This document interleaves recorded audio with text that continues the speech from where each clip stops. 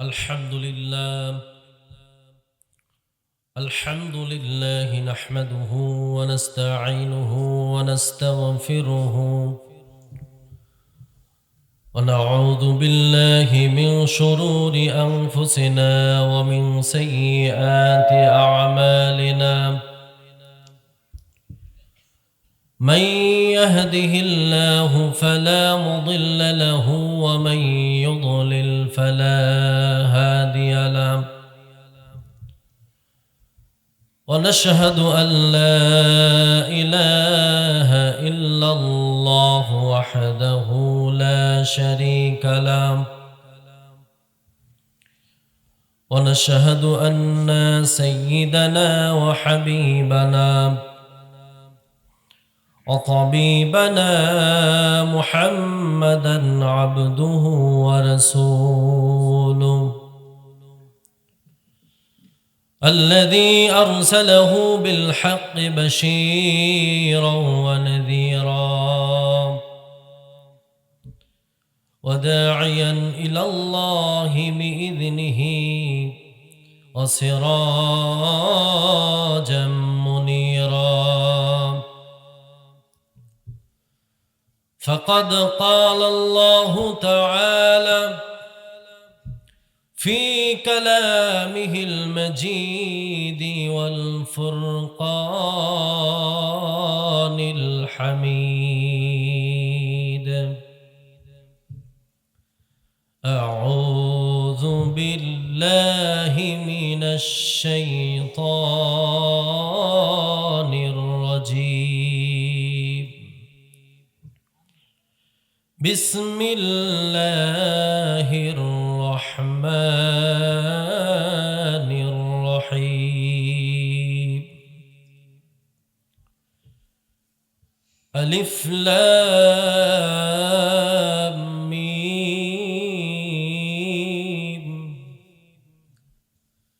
ذلك الكتاب لا ريب فيه هدى للمتقين.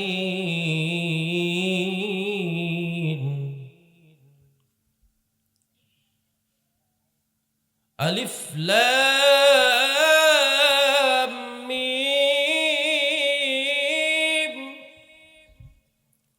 ذلك الكتاب لا ريب فيه هدى للمتقين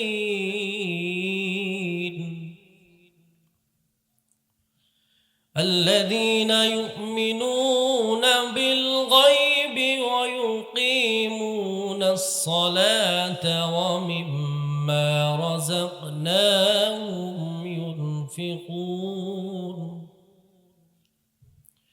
والذين يؤمنون بما أنزل إليك وما أنزل من قبلك وبالآخرة هم يوقنون.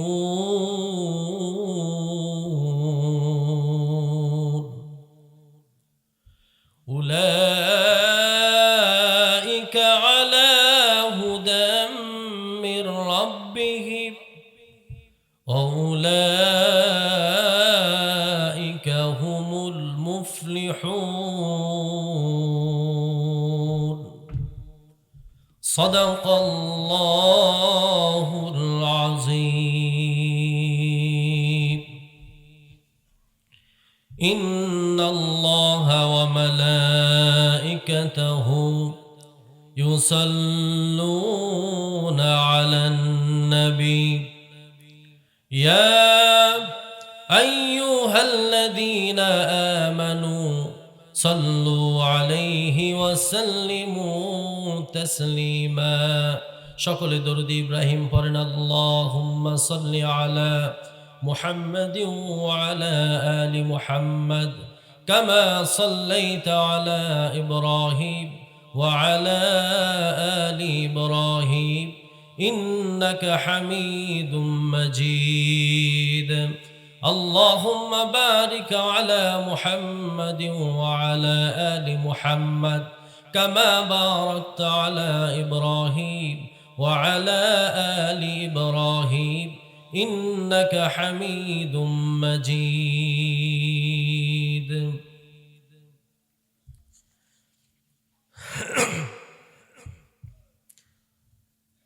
নিজ গ্রাম দক্ষিণ পাড়া কেন্দ্রীয় জামে মসজিদের উন্নয়ন কল্পে বিরাট তাফসিরুল কোরআন মাহফিল।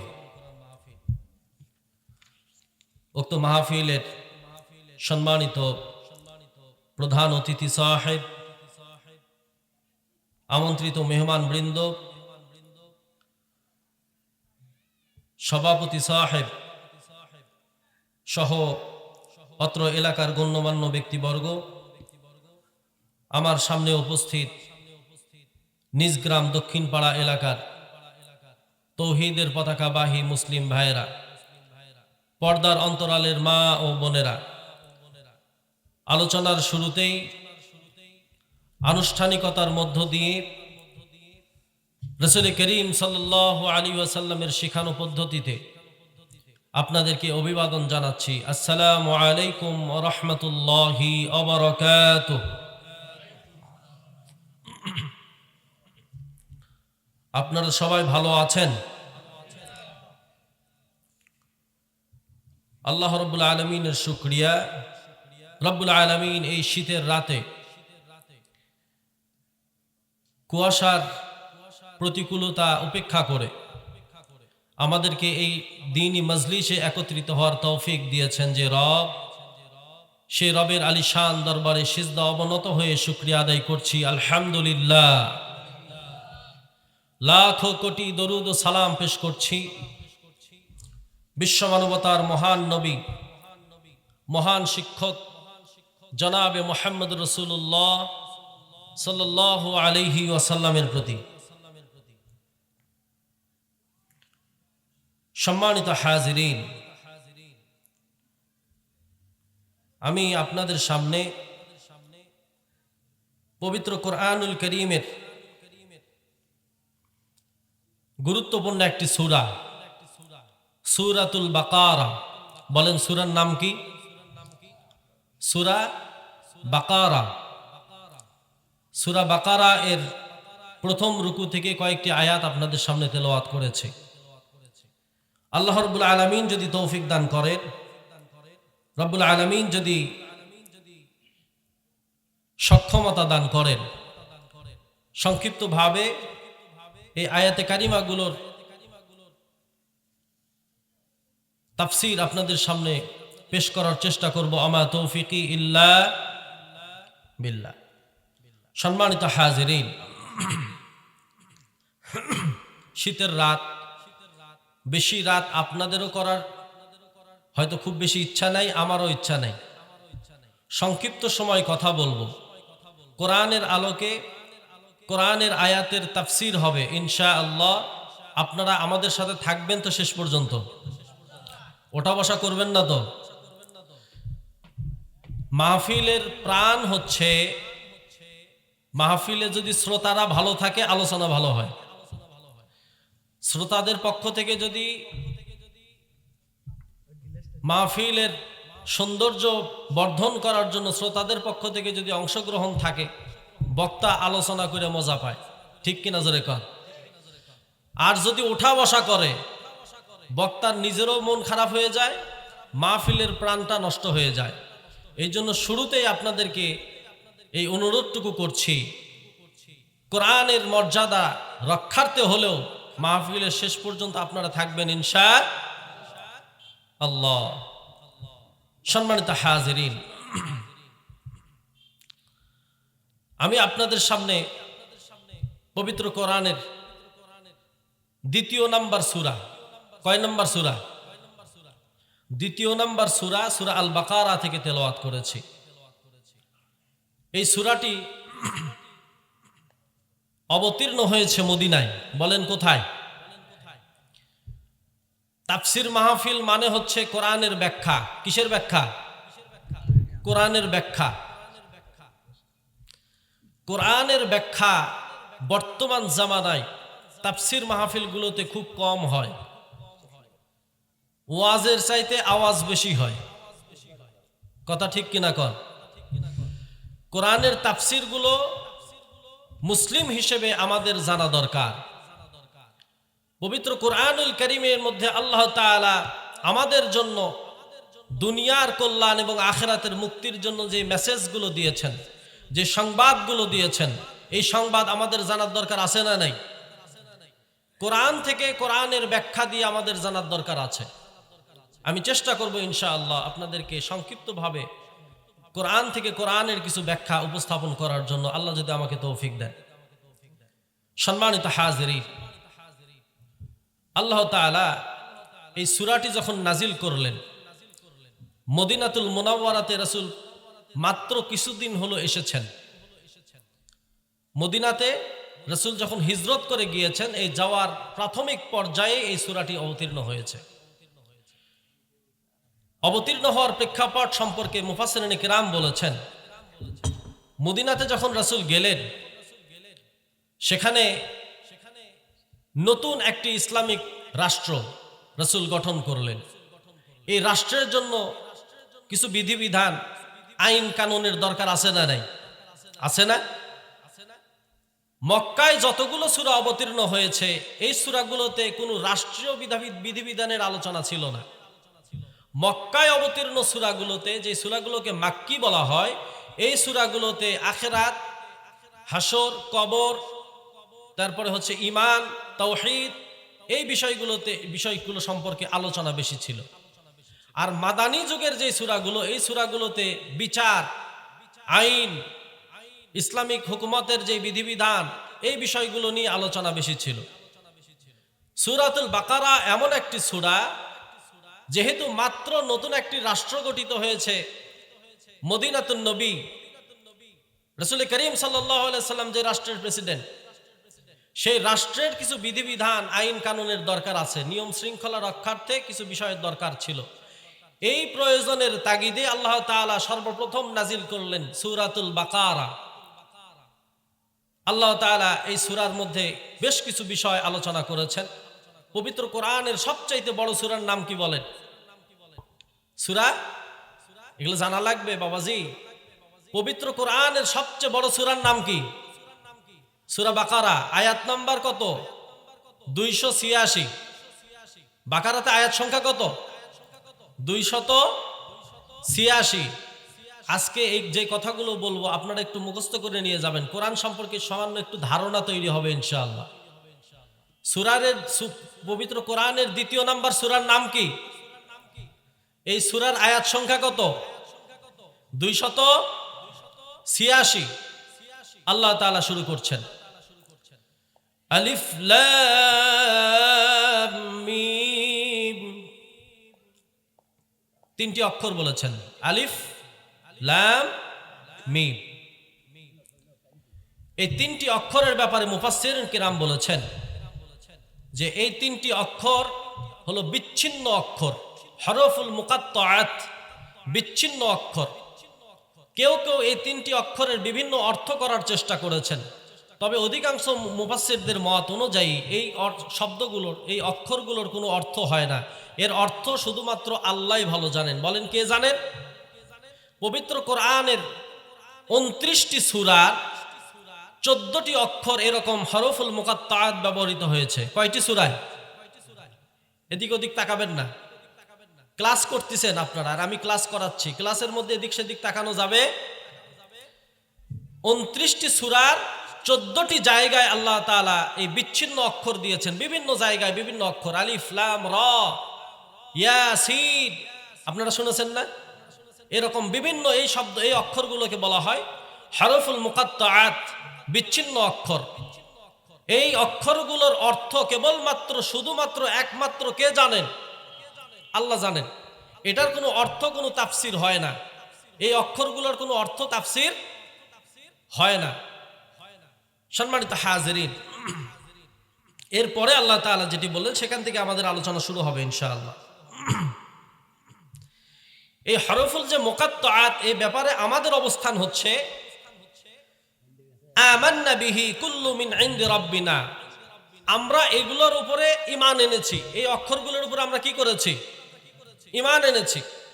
কিন্তু এগুলোর ব্যাপারে আমরা বিস্তারিত জানি না, শুধু জানেন কে? আল্লাহ। এরপরে আসেন, আল্লাহ রাব্বুল আলামিন বলছেন, যালিকাল কিতাবু লা রাইবা ফীহি হুদাল লিল মুত্তাকিন।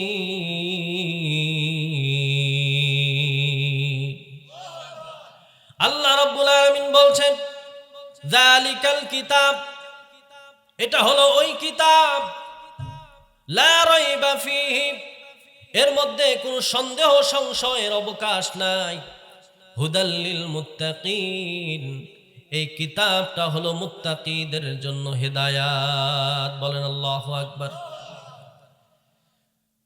একটা ছোট্ট আয়াত, ছোট্ট আয়াতের মধ্যে আমার আপনার রব আল্লাহ এত সুন্দর একটি মেসেজ আমাদেরকে দিলেন। পবিত্র কোরআনের মধ্যে যতগুলো আয়াত আছে, যতগুলো সূরা আছে, সেই অতগুলো সূরার সাক্ষী হিসেবে একটি আয়াত আল্লাহ নাজিল করলেন, যে আয়াতটি হলো যেটি আমরা এখন পড়লাম। সকল আয়াত, সকল সূরার সাক্ষী। যালিকাল কিতাবু লা রাইবা ফি, যত আয়াত আছে, যত সূরা আছে, কোনোটার মধ্যে কোনো সন্দেহ নাই। বলেন সুবহানাল্লাহ। এই আয়াত দ্বারা আল্লাহ চ্যালেঞ্জ করলেন। আরবিতে জালিকা যে শব্দটি, এই জালিকা শব্দটি দূরের কোনো কিছু দেখানোর জন্য ব্যবহার হয়। আরব দেশে যদি যান, দূরে কিছু দেখা যায়, আপনাদেরকে কেউ যদি দেখায় বলবে জালিকা, ওইটি। জালিকা মানে কি? আল্লাহ কোরআনের ক্ষেত্রে জালিকা শব্দ ব্যবহার করলেন। খুব মনোযোগ দেন। পবিত্র কোরআনুল কারীমের মধ্যে সূরা বাকারার আগে আরো অসংখ্য আয়াত নাজিল হয়েছে কিনা জোরে কর। মক্কায় নাজিল হয়েছে না? অনেক সূরা নাজিল হয়েছে। আবার বাকারার পরেও অনেক সূরা নাজিল হয়েছে। আল্লাহ রাব্বুল আলামিন আগে যা নাজিল হয়েছে, পরে যা নাজিল হবে, সবগুলোকে একত্রিত করে জালিকা শব্দ ব্যবহার করেছে। আগে যেটা নাজিল হয়েছে এটা বোঝানোর জন্য জালিকা, পরে যা নাজিল হবে এটার জন্য জালিকাল কিতাব, এটা হলো ওই কিতাব। কোন কিতাব জোরে কর? কোরআনুল কারীম। কোন কিতাব? আল কোরআন। জালিকাল কিতাব, এটা হলো ওই কিতাব, লা রাইবা ফি, যার মধ্যে কোনো সন্দেহ সংশয়ের অবকাশ নাই। যে ব্যক্তি বললেন তার নাম কি? আল্লাহ নাজিল করলেন কোরআন, আল্লাহ নিজেই বললেন যে আমি যা নাজিল করলাম তোমরা শুনে রাখো, এর মধ্যে কিন্তু কোনো সন্দেহ সংশয়ের সুযোগ নেই। পৃথিবীর মধ্যে অসংখ্য রাইটার, লেখক যারা আছেন, অসংখ্য বই লিখেছেন, বিভিন্ন ভাষায় বই লেখা হয়েছে, বিভিন্ন ভাষায় বিভিন্ন কিতাব রচিত হয়েছে, কিন্তু কোন কিতাবের শুরুতে কোনো ব্যক্তি এই চ্যালেঞ্জ করতে পারে নাই, আজ অবধি পারেনি, কিয়ামত পর্যন্ত পারবে না, যে আমি যে বই লিখলাম ভাই এই বইয়ের মধ্যে কোনো ভুল টুল নেই। এরকম কথা কেউ বলছে কোনোদিন? বরং প্রত্যেকটা বইয়ের শুরুতে লেখা থাকে, যারা পড়াশোনা করেছেন তারা জানেন যে বইয়ের মধ্যে যদি কোনো ভুল ভ্রান্তি হয় তাহলে ক্ষমা সুন্দর দৃষ্টিতে দেখবেন। সব বইয়ের শুরুতে এটা লেখা থাকে যে বইয়ে আমি রচনা করলাম, আমি মানুষ, আমার কোনো ভুল যদি হয়ে যায় দয়া করে ক্ষমা সুন্দর দৃষ্টিতে দেখবেন, পরামর্শ দেবেন, পরবর্তী সংস্করণে সংশোধন করে আবার ছাপানো হবে। কিন্তু আল্লাহ তাআলা এমন একটি কিতাব নাজিল করলেন, যে কিতাব নাজিল করার পরে তিনি নিজেই ঘোষণা দিলেন, যালিকাল কিতাবু লা রাইবা ফীহি হুদাল লিল মুত্তাকিন, আমি এমন কিতাব তোমাদেরকে দিলাম যে কিতাবের মধ্যে ভুলেও কোনো সন্দেহ করার সুযোগ নাই। আমার ভাইরা, আমরা যদি কিছু উদাহরণ দেখি, আল্লাহ রাব্বুল আলামিন কেন এই চ্যালেঞ্জ করে দিলেন? এই চ্যালেঞ্জ করার পিছনে অনেকগুলো কারণ আছে। তৎকালীন সময়ে তাওরাত কিতাব ছিল, জবর কিতাব ছিল, ইনজিল কিতাব ছিল কি ছিল না? ছিল না? এগুলো তো কোরআনের আগে নাজিল হয়েছে। এই কিতাবগুলোর মধ্যে ওই সকল ধর্ম, যে সকল ধর্মের যেই কিতাব, ওই সকল ধর্মের যারা হুজুর, ওই সকল ধর্মের যারা ধর্মগুরু যারা ছিলে ওই কিতাবগুলোর মধ্যে নিজেদের কথা ঢুকাইয়া ঢুকাইয়া আল্লাহর কথা বলে চালাইয়া দিত। তাওরাতের মধ্যে কিছু কথা আল্লাহর আছে, ওর মধ্যে ওরা নিজের কিছু কথা লিখতো। পাদ্রী যারা আছে নিজের কথা লিখতো, লিখে বলতো, ও জনগণ তোমরা এই কাজটা করবা, এটা আমাদের কিতাবের মধ্যে আল্লাহ বলেছেন। বলেন নাউজুবিল্লাহ। ইনজিল কিতাব হযরত ঈসা আলাইহিস সালামের উপরে নাজিল হয়েছিল। কোরআনের আগে সর্বশেষ কিতাব এটি। খ্রিস্টান ধর্মের লোকেরা, খ্রিস্টান ধর্মের যারা ধর্মপাদ্রী ছিলেন, ধর্মগুরু যারা ছিলেন, এই ইনজিল কিতাবটাকে বিকৃত করতে করতে এমন অবস্থা করেছিলেন যে খুঁজে পাওয়ার সুযোগ নাই কোনটা আল্লাহর কথা আর কোনটা পাদ্রীর কথা। এই জন্য মানুষের মধ্যে একটা সন্দেহ সংশয় ওই সময় ছিল যে মুহাম্মদ যে বলছে যে এই কথাগুলো আল্লাহর কথা, আসলে কি এগুলো আল্লাহর কথা? মানুষের মধ্যে একটা সন্দেহ সেই সময় কাজ করছিল। রব্বুল আলামিন স্পষ্ট করে জানিয়ে দিলেন, আমার রাসূল তোমাদের কাছে আমার নাম দিয়ে যা বলে সব সত্য বলে, কোরআনের বাহিরে কোনো কথা বলে না। আমি যা নাজিল করেছি তিনি তাই বলে। আল্লাহ রাব্বুল আলামিন অন্য জায়গায় বলেছেন, মা ইয়ানতিকু আনিল হাওয়া ইন হুয়া ইল্লা ওয়াহিয়ুন ইউহা। আমার নবী কোনো কথাই বলেন না, তাই বলেন যা আমি তার প্রতি ওহী করি, আমি তার প্রতি নির্দেশ দিই, এতটুকুই তিনি বলেন, এর বেশি তিনি বলেন না। আমার ভাইরা, আল্লাহ রাব্বুল আলামিন এই কারণেই চ্যালেঞ্জ দিলেন, আমি এমন একটি কিতাব তোমাদেরকে দিলাম যেই কিতাবের মধ্যে সন্দেহ সংশয় বলে কোনো কিছু নাই।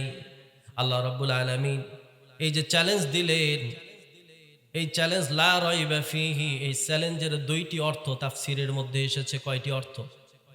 দুইটি অর্থ। এক নম্বর অর্থ হলো এই কিতাবটা আল্লাহর কাছ থেকেই এসেছে, এতে কোনো সন্দেহ নাই। এটা একটা অর্থ। কিতাবটা কার কাছ থেকে আসছে? আল্লাহর কাছ থেকে এসেছে। তোমরা যে মনে করছো আগের কিতাবগুলো যেমন শেষ হয়ে গেছে, এটাও তেমন তা নয়। এই কিতাবের মধ্যে কোনো সন্দেহ সংশয় নাই, এটা যে একমাত্র আল্লাহ পাঠিয়েছেন, এতে কোনো সন্দেহ করার সুযোগ তোমাদের নাই। এটা একটা অর্থ। আর একটা অর্থ হলো এই কিতাবের মধ্যে যা কিছু আছে কোনো কিছুই ভুল নাই, সব কিছুই ঠিকঠাক। এর মধ্যে যা আছে কোনো কিছু ভুল নাই। যা কিছু নাজিল করেছি একটা আরেকটার সাথে সাংঘর্ষিক হবে না। কিয়ামত পর্যন্ত এই কিতাব থাকবে। এই কিতাবকে চ্যালেঞ্জ করার মতো কোনো লোক পৃথিবীতে তোমরা পাবা না। সেটার নাম কি? জোরে বলেন কি? আল কোরআন, মহাগ্রন্থ আল কোরআন। আমার ভাইরা, আল্লাহ রাব্বুল আলামিন অন্য জায়গাতেও চ্যালেঞ্জ করেছেন। আল্লাহ তাআলা স্পষ্ট বলছেন সূরা বাকারার পরের জায়গাতে আল্লাহ বলছেন, ওয়া ইন কুনতুম ফি রাইবিন মিম্মা নাযালনা আলা আবদিনা ফাতু বিসূরাতিন মিন মিসলি ওয়াদউ শুহাদা আলান্না শুহাদা ও ওয়াদউ শুহাদা। এবং তোমরা যদি এটার মধ্যে সন্দেহ করো তাহলে এর মতো আরেকটা কিছু তোমরা তৈরি করে নিয়ে আসো। আল্লাহ বলছেন যে কিতাব আমি যেটি দিয়েছি এটা যদি তোমাদের মন মতো না হয়, এটাকে যদি তোমরা সন্দেহ করো, তাহলে এর মতো আরেকটা কিছু বানাও। যদি প্রয়োজন হয় তোমরা অন্যদেরকে সাহায্য নাও, যারা পণ্ডিত আছে তাদের সাহায্য নাও। আল্লাহ তাআলা যখন এই সূরাত এই আয়াতটি নাজিল করলেন, আপনারা জানেন তৎকালীন সময়ে বড় বড় কবি ছিল, তারা কবিতা লিখত, বিখ্যাত বিশ্ববিখ্যাত কবি, আরবের কবি। তারা চ্যালেঞ্জটি গ্রহণ করলো এইভাবে যে কোরআনের সবচেয়ে ছোট সূরার নাম কি? বলেন। সূরা কাউসার। সূরা সবচেয়ে বড় সূরা আজকে আমরা আলোচনা করছি, আর সবচেয়ে ছোট সূরার নাম সূরা, মাত্র 3 খানা আয়াত আছে। ইন্না আ'তাইনাকাল কাউসার, আমার সাথে বলেন, ইন্না আ'তাইনাকাল কাউসার ফাসাল্লি লিরাব্বিকা ওয়ানহার ইন্না শানিআকা হুয়াল। তারা বলল যে আমরা এটা পারবো, যেহেতু আল্লাহ চ্যালেঞ্জ করছে যে তোমরা এটার মতো কিছু বানাও। তারা একসাথে সবাই পরামর্শ সবাই বসে চিন্তা করলেন যে কিছু বানানো যায় কিনা। শেষ পর্যন্ত তারা বানাইলেন। কি বানাইলেন? বিভিন্ন তাফসিরের কিতাবগুলোতে এটার বর্ণনা এসেছে। ইন্না আ'তাইনাকাল আক আক একটা কালো পাখি, আমি তোমাদেরকে কালো পাখি দিলাম। তারা সূরা বানাচ্ছে, দেখেন, ইন্না আ'তাইনাকাল আক ফাসাল্লি লিরাব্বিকা ওয়াজাক ইন্না শানিয়াকা হুয়াল আবরাক। বলেন নাউজুবিল্লাহ। যার অর্থ পৃথিবীতে কেউ করতে পারবে না। এইটা বানানোর পরে ওরা নিজেরা হাসে, কে রে ভাই এটা কি বানাইলাম, নিজেরাই তো বুঝি না। ছন্দ মিলাইছে ঠিক আছে, আক ওয়াজাক আবরাক, শেষের গুলা ঠিক আছে, আগের গুলা আল্লাহটা, পরের গুলা ওর শব্দ, এই মিলে একটা বানাইলো। বানানোর পরে বলছে না রে, এটা আমাদের দ্বারা সম্ভব নয়, বরং আমরা এই কিতাবের ব্যাপারে সাক্ষী দেই। ইন্না আ'তাইনাকাল কাউসার ফাসাল্লি লিরাব্বিকা ওয়ানহার ইন্না শানিয়াকা হুয়াল আবতার। এই কিতাবটি লাইসা হাযা কালামিল বাশার, পৃথিবীর কোন মানুষের কথা নয়। চতুর্থ আয়াতটা ওরা বানাই দিল। আগের তিনটা ঠিক আছে, ইন্না আ'তাইনাকাল কাউসার ফাসাল্লি লিরাব্বিকা ওয়ানহার ইন্না শানিয়াকা হুয়াল আবতার, এটা ঠিক আছে। এই তিনটা ঠিক রাখার পর আর শেষের দিকে দিল কি, লাইসা হাযা কালামিল বাশার, এটা মানুষের কোনো কথা নয়। সুবহানাল্লাহ কর। বরং তারা কোরআনকে সত্যায়ন করে দিল যে আল্লাহ তাআলা যে চ্যালেঞ্জ করেছে, এই চ্যালেঞ্জ সত্য না মিথ্যা, জোরে কর। আমার ভাইয়েরা, বর্তমান জামানার বিখ্যাত একজন গবেষক অধ্যাপক ডক্টর গ্যারি মিনার, এর নামও মুখত আসে না ভাই, গ্যারি মিলার, তিনি ফ্রান্সের একজন বিখ্যাত ধর্মযাজক।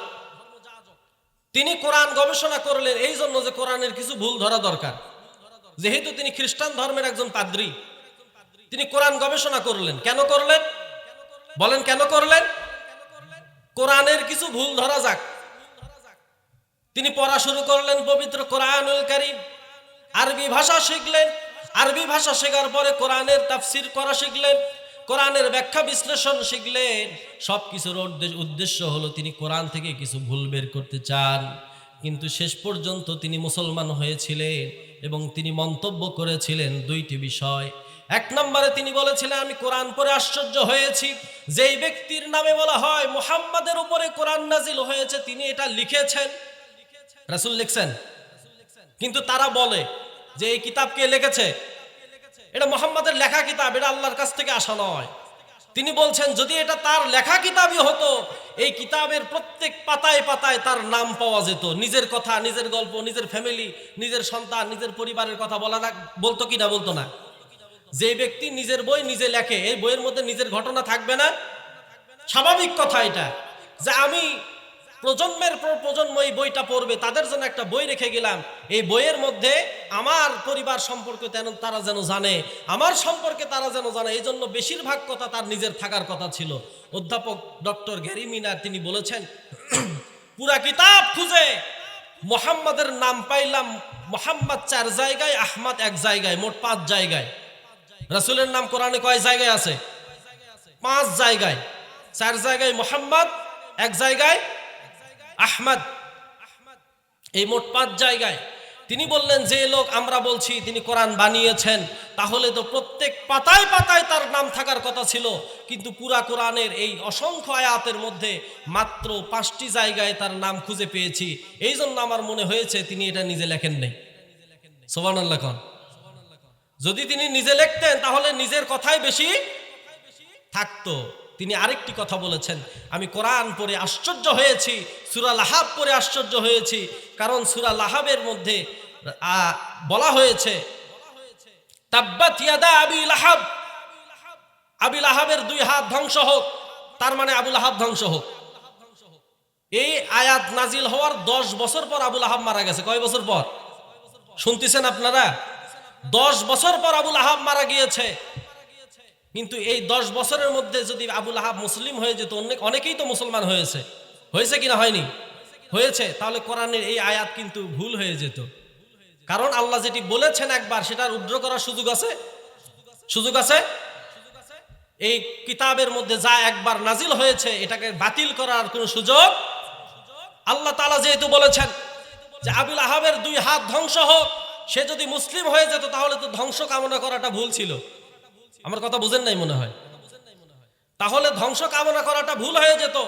10 বছরের মধ্যে সে যেহেতু সে ঈমান আনতে পারে নাই, অনেক লোক ঈমান এনেছে, তার মানে বোঝা যায় কোরআনের এই কথাটি সত্য ছিল। সুবহানাল্লাহ কর। জ্ঞানী মানুষের মধ্যে রব্বুল আলামিন একটা আলাদা নূর দেন, যে নূরের দ্বারা তারা চোখ দিয়ে সেটা দেখতে পায়। তিনি দেখেছেন যে কোরআনের এই কথাগুলো সত্য। তিনি নিঃসংকোচে কোরআন পড়ার পরে তিনি সিদ্ধান্ত নিয়েছিলেন, আমি আর খ্রিস্টান থাকতে চাই না, আমি মুসলিম হয়ে যেতে চাই, আমি কালেমা পড়তে চাই, লা ইলাহা ইল্লাল্লাহু মুহাম্মাদুর। আমার ভাইয়েরা, পবিত্র কোরআনের পরতে পরতে প্রত্যেক পৃষ্ঠায় প্রমাণ আছে যে পবিত্র কোরআন যে হক, পবিত্র কোরআন যে সত্য। আমরা তো ঈমান এনেছি, আমরা ঈমান এনেছি অন্ধের মতো। কিসের মতো? কিসের মতো? অন্ধের মতো। আমরা কিন্তু কোরআন বুঝি না, কোরআন জানি না, কিন্তু অন্ধের মতো আমরা কোরআনের প্রতি ঈমান এনেছি। ঈমান না আনলে তো আমরা মুসলিম হতে পারবো না, ঠিক কিনা কর? ঈমান এনেছি, কিন্তু যারা পড়াশোনা করে ঈমান আনে, এদের ঈমান বড় শক্ত, বড় শক্ত ঈমান এদের। এই ঈমান যারা অর্জন করে তাদের ঈমান কখনো ভেঙে পড়ার সুযোগ থাকে না। এই জন্য আপনাদের প্রতি আহ্বান থাকবে, কোরআন নামক যে কিতাব আল্লাহ আমাদেরকে দিয়েছেন, এই কোরআনটা বোঝা লাগবে, বোঝা লাগবে, পড়া লাগবে। এখানে কি মেসেজ আল্লাহ দিয়েছেন আমাদের জানতে হবে। আমার ভাইয়েরা, এই কিতাবের মধ্য থেকে কিছু কথা আপনাদেরকে বলি। কেন এই কিতাব আল্লাহ এইভাবে চ্যালেঞ্জ করলেন, আপনারা আশ্চর্য হয়ে যাবেন। সূরা ফাতিহা পড়েছেন আপনারা? ফাতিহা নামাজের মধ্যে পড়েন না? একটু হো না কইন, তাহলে আমি বুঝবো যে আপনারা শুনতেছেন। সূরা ফাতিহা আছে না নাই? আয়াত কয়টা? 7টা। কয়টা? 7টা আয়াত।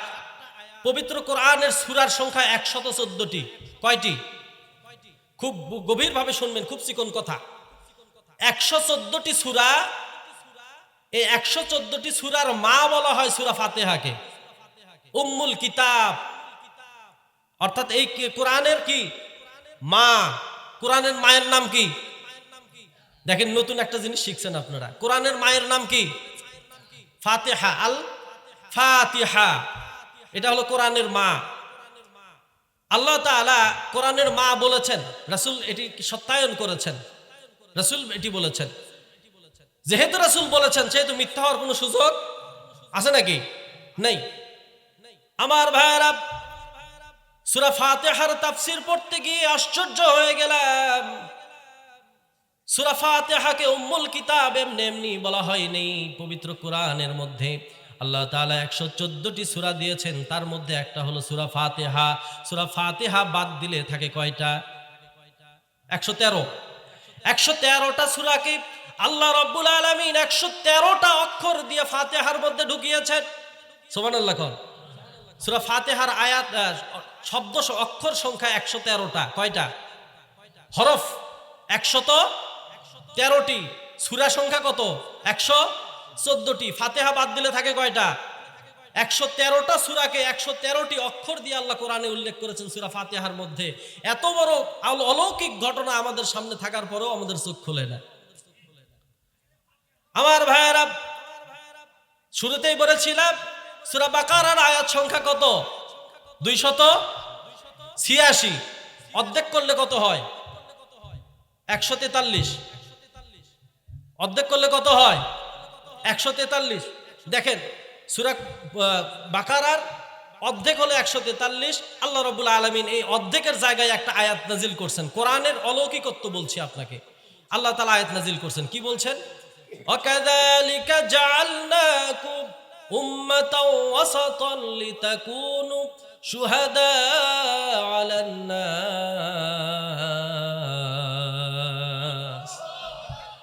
আল্লাহ রাব্বুল আলামিন বলছেন, ও মানুষ, ও উম্মতে মুহাম্মাদি, তোমাদেরকে আমি মধ্যমপন্থী করে সৃষ্টি করেছি। কোন পন্থী? মধ্যমপন্থী করে সৃষ্টি করেছি। এই মধ্যমপন্থী, ওয়াকাযালিকা জাআলনাকুম উম্মাতাও ওয়াসাতান। উম্মাতাও ওয়াসাতান, মধ্যমপন্থী উম্মত। এই মধ্যমপন্থী শব্দটা একেবারে মাঝখানে দিলেন সূরা বাকারার কে? আশ্চর্যজনক কথা না? আগেও দিতে পারতেন, পরেও দিতে পারতেন। পারতেন কি পারতেন না? ঠিক 143 নম্বর আয়াত, মাঝখানের আয়াত। আবার শব্দ যদি আমি চতুর্দিক থেকে গণি, দেখবেন মাঝখানের শব্দ উম্মাতা ওয়াসাতান, একেবারে মাঝখানের শব্দ। সূরা বাকারার মাঝখানের শব্দ উম্মাতা ওয়াসাতান। কত আশ্চর্যজনক একটি কিতাব আল্লাহ আমাদেরকে দিয়েছেন। আমার ভাইরা, আমরা পড়ি না এই কিতাব। আমি একটি সুমারিতে দেখেছিলাম, একটি সুমারি হয়েছিল যে বাংলাদেশের 90% মুসলিম বলি আমরা। কত পার্সেন্ট মুসলিম? 90%। এই 90%-এর মধ্যে 10 থেকে 15% লোক কোরআন পড়তে পারে। কয় পার্সেন্ট? 10 থেকে 15% মানুষ কোরআন পড়তে পারে, বাকি কেউ পড়তে পারে না। এই যে 10% মানুষ কোরআন পড়তে পারে, তার মধ্যে অর্ধেকই ভালো পড়তে পারে না, ভুল পড়ে, শুদ্ধ পড়তে পারে না। আবার যেই 5% শুদ্ধ পড়ে, তার মধ্যে 3% অর্থ জানে না। কথা বুঝছেন আমার? 10% কোরআন পড়তে পারে, বাকি 90% পারে না। দেখেন আমাদের মুসলমানিত্বের জায়গাটা দেখেন, আমরা কোন জায়গায় আছি। আমরা মারা গেলে আল্লাহ তাআলা আমাদেরকে কি হিসাব গ্রহণ করবেন, আমরা কি জবাব দেব, আল্লাহ ভালো জানেন। যে কিতাব আমাদেরকে রক্ষা করার জন্য, পথ দেখানোর জন্য আল্লাহ নাজিল করলেন, সেই কিতাব আমরা পড়তেই পারি না। অধিকাংশ মানুষ পড়তে পারে না। 100 জন মানুষের মধ্যে 10 জন মানুষ পারে। এই 10 জন মানুষের মধ্যে 5 জন মানুষ ভুল পড়ে, 5 জন মানুষ বিশুদ্ধ পড়ে। যে 5 জন মানুষ সহি করে পড়ে, বিশুদ্ধ ভাবে পড়ে, তার মধ্যে 3 জন মানুষ অর্থ জানে না, মাত্র 2 জন মানুষ অর্থ পড়তে পারে। আমাদের যারা হাফেজে কোরআন হন, এনারা কিন্তু অর্থ পারেন না। এটা জানেন কি আপনারা? যারা শুধু হাফেজ, আলেম না, শুধু হাফেজ, এনারা কিন্তু অর্থ বলতে পারেন না, শুধু কোরআনটা মুখস্থ বলতে পারেন। এই জন্য এই যে 5% শুদ্ধভাবে পড়তে পারেন, তার মধ্যেও 3% মানুষ কোরআনের অর্থ জানেন না। মাত্র 2% ওলামায়ে কেরাম এবং সাধারণ মানুষের মধ্যে কিছু লোক তারা অর্থ বলতে পারে। কত বড় আমাদের জন্য একটি বিপদ সংকেত এটি আপনাদের সামনে উপস্থাপন করলাম এই কারণেই যে এত একটি অলৌকিক একটি কিতাব আল্লাহ আমাদেরকে দিলেন, কিন্তু আমরা পড়তে জানি না, বুঝতেও জানি না। এটা মানা তো আরো দূরের কথা। যে 2% মানুষ অর্থ বোঝে, ওই 2% মানুষ যদি মানতো, জীবনের সার্বিক জায়গায় কোরআন মানতো, তাইলেও হতো। ওই 2% মানুষও কোরআন মানে না। যেই পার্সেন্ট মানুষ কোরআন মানে, এটা পার্সেন্টেন্সে আনাই যাবে না। আমার ভাইয়েরা, সুতরাং আমাদেরকে বোঝার দরকার আছে, কোরআন আমাদেরকে শেখা লাগবে কি লাগবে না? লাগবে না? এখন বলেন হুজুর বুড়া হয়ে গেছি, দাড়ি টাড়ি পেকে গেছে, এই সময় বলতেছেন কোরআন শেখা লাগবে, এটা কিভাবে সম্ভব? দাঁতই তো নেই। বা কতে তা হয়ে যায়, তা কতে সা হয়ে যায়। এখন আমি কোরআন শিখবো কিভাবে? এরকম কথা বলে কি বলে না? আমার ভাইয়েরা, বিশ্বাস রাখেন, আপনি যদি চেষ্টা করেন, বিশ্বনবীর সাহাবী অধিকাংশই ছিল বৃদ্ধ। মক্কার যুগের, মাক্কি জীবনের অধিকাংশই ছিল বৃদ্ধ। তারপরেও তারা কোরআন যখন নাজিল হলো, কোরআনের উপরে এত দক্ষতা অর্জন করেছিলেন, কিয়ামত পর্যন্ত বিশ্বনবীর সাহাবীদের মতো কোরআন জাননেওয়ালা আর কেউ আসবে না। আসবে নাকি? সুতরাং আপনি যে বা কইতে তা হয়, তা কইতে সা হয়ে যায়, আপনি চেষ্টা করেন, যতবার চেষ্টা করবেন আল্লাহ রাব্বুল আলামিন খুশি হবেন। আহারে, আমার বান্দা কত কষ্ট করছে, উচ্চারণ হচ্ছে না, পারছে না, মনে যাচ্ছে, চেষ্টা করছে, তারপরেও হচ্ছে না। ফেরেশতাদেরকে বলবে তার নামে সওয়াব লিখতে থাকো, কলম যেন বন্ধ না হয়। এই জন্য আমাদের শেখার দরকার আছে না নাই? জোরে কর, আছে না? আজকের মাহফিল থেকে আপনারা সিদ্ধান্ত নিয়ে যান, যে যেভাবে পারি কোরআন আমরা শিখবো ইনশাআল্লাহ। কোরআন না শিখে আমরা মারা যাব না। আল্লাহ রাব্বুল আলামিন পবিত্র কোরআনের মধ্যে যে হিদায়াত দিয়েছেন, এটা নিয়েই যেন আমরা কবরে যেতে পারি। বলেন আমিন। আমার ভাইয়েরা, এরপরে আল্লাহ তাআলা বলছেন হুদাল্লিল মুত্তাকিন, এই কিতাবটা হলো মুত্তাকিদের জন্য হেদায়াত। এতক্ষণ বললাম জালিকাল কিতাবু লা রাইবা ফি, এই কিতাবের মধ্যে সন্দেহ নাই, তার জন্য কিছু কথা বললাম। এবার আল্লাহ বলছেন হুদাল্লিল, বলেন হুদাল্লিল, এটা মুত্তাকিদের জন্য হেদায়েত। যার তার হেদায়েত কোরআন থেকে হবে না। যে সেই ব্যক্তি কোরআন থেকে হেদায়েত পাবে না, এই হেদায়েত এখান থেকে নিতে পারবে শুধুমাত্র মুত্তাকি যারা। কোরআনের আরেকটা নাম হুদা। কোরআনের আরেক নাম কি? হুদা। কোরআনের অনেক নাম আছে, তার মধ্যে হুদা একটি নাম। হুদা মানে যে পথ দেখায়। হুদা মানে কি? যে কোরআন দিয়েছেন আল্লাহ রাব্বুল আলামিন আমাদেরকে পথ দেখানোর জন্য। কি দেখানোর জন্য? কিসের পথ? কিসের পথ? সঠিক পথ, মুক্তির পথ। কিসের পথ? মুক্তির পথ। আমার ভাইয়েরা, কোরআন কি আল্লাহ শুধুমাত্র আখিরাতের জন্য দিবেন না দুনিয়ার জন্যও দিবেন? সবাই বলেন। পিছনের লোকেরা বলেন নাই, কোরআন কি দুনিয়ার জন্য না আখিরাতের জন্য? উভয় জগতের মুক্তির সনদের নাম কি আমার ভাইয়েরা? কিন্তু বাস্তবতা হচ্ছে কোরআনকে আমরা পথ প্রদর্শক হিসেবে নিয়েছি শুধুমাত্র আখিরাতের জন্য। দুনিয়ার জীবনে কোরআন আমাদের কোনো কাজেই আসছে না।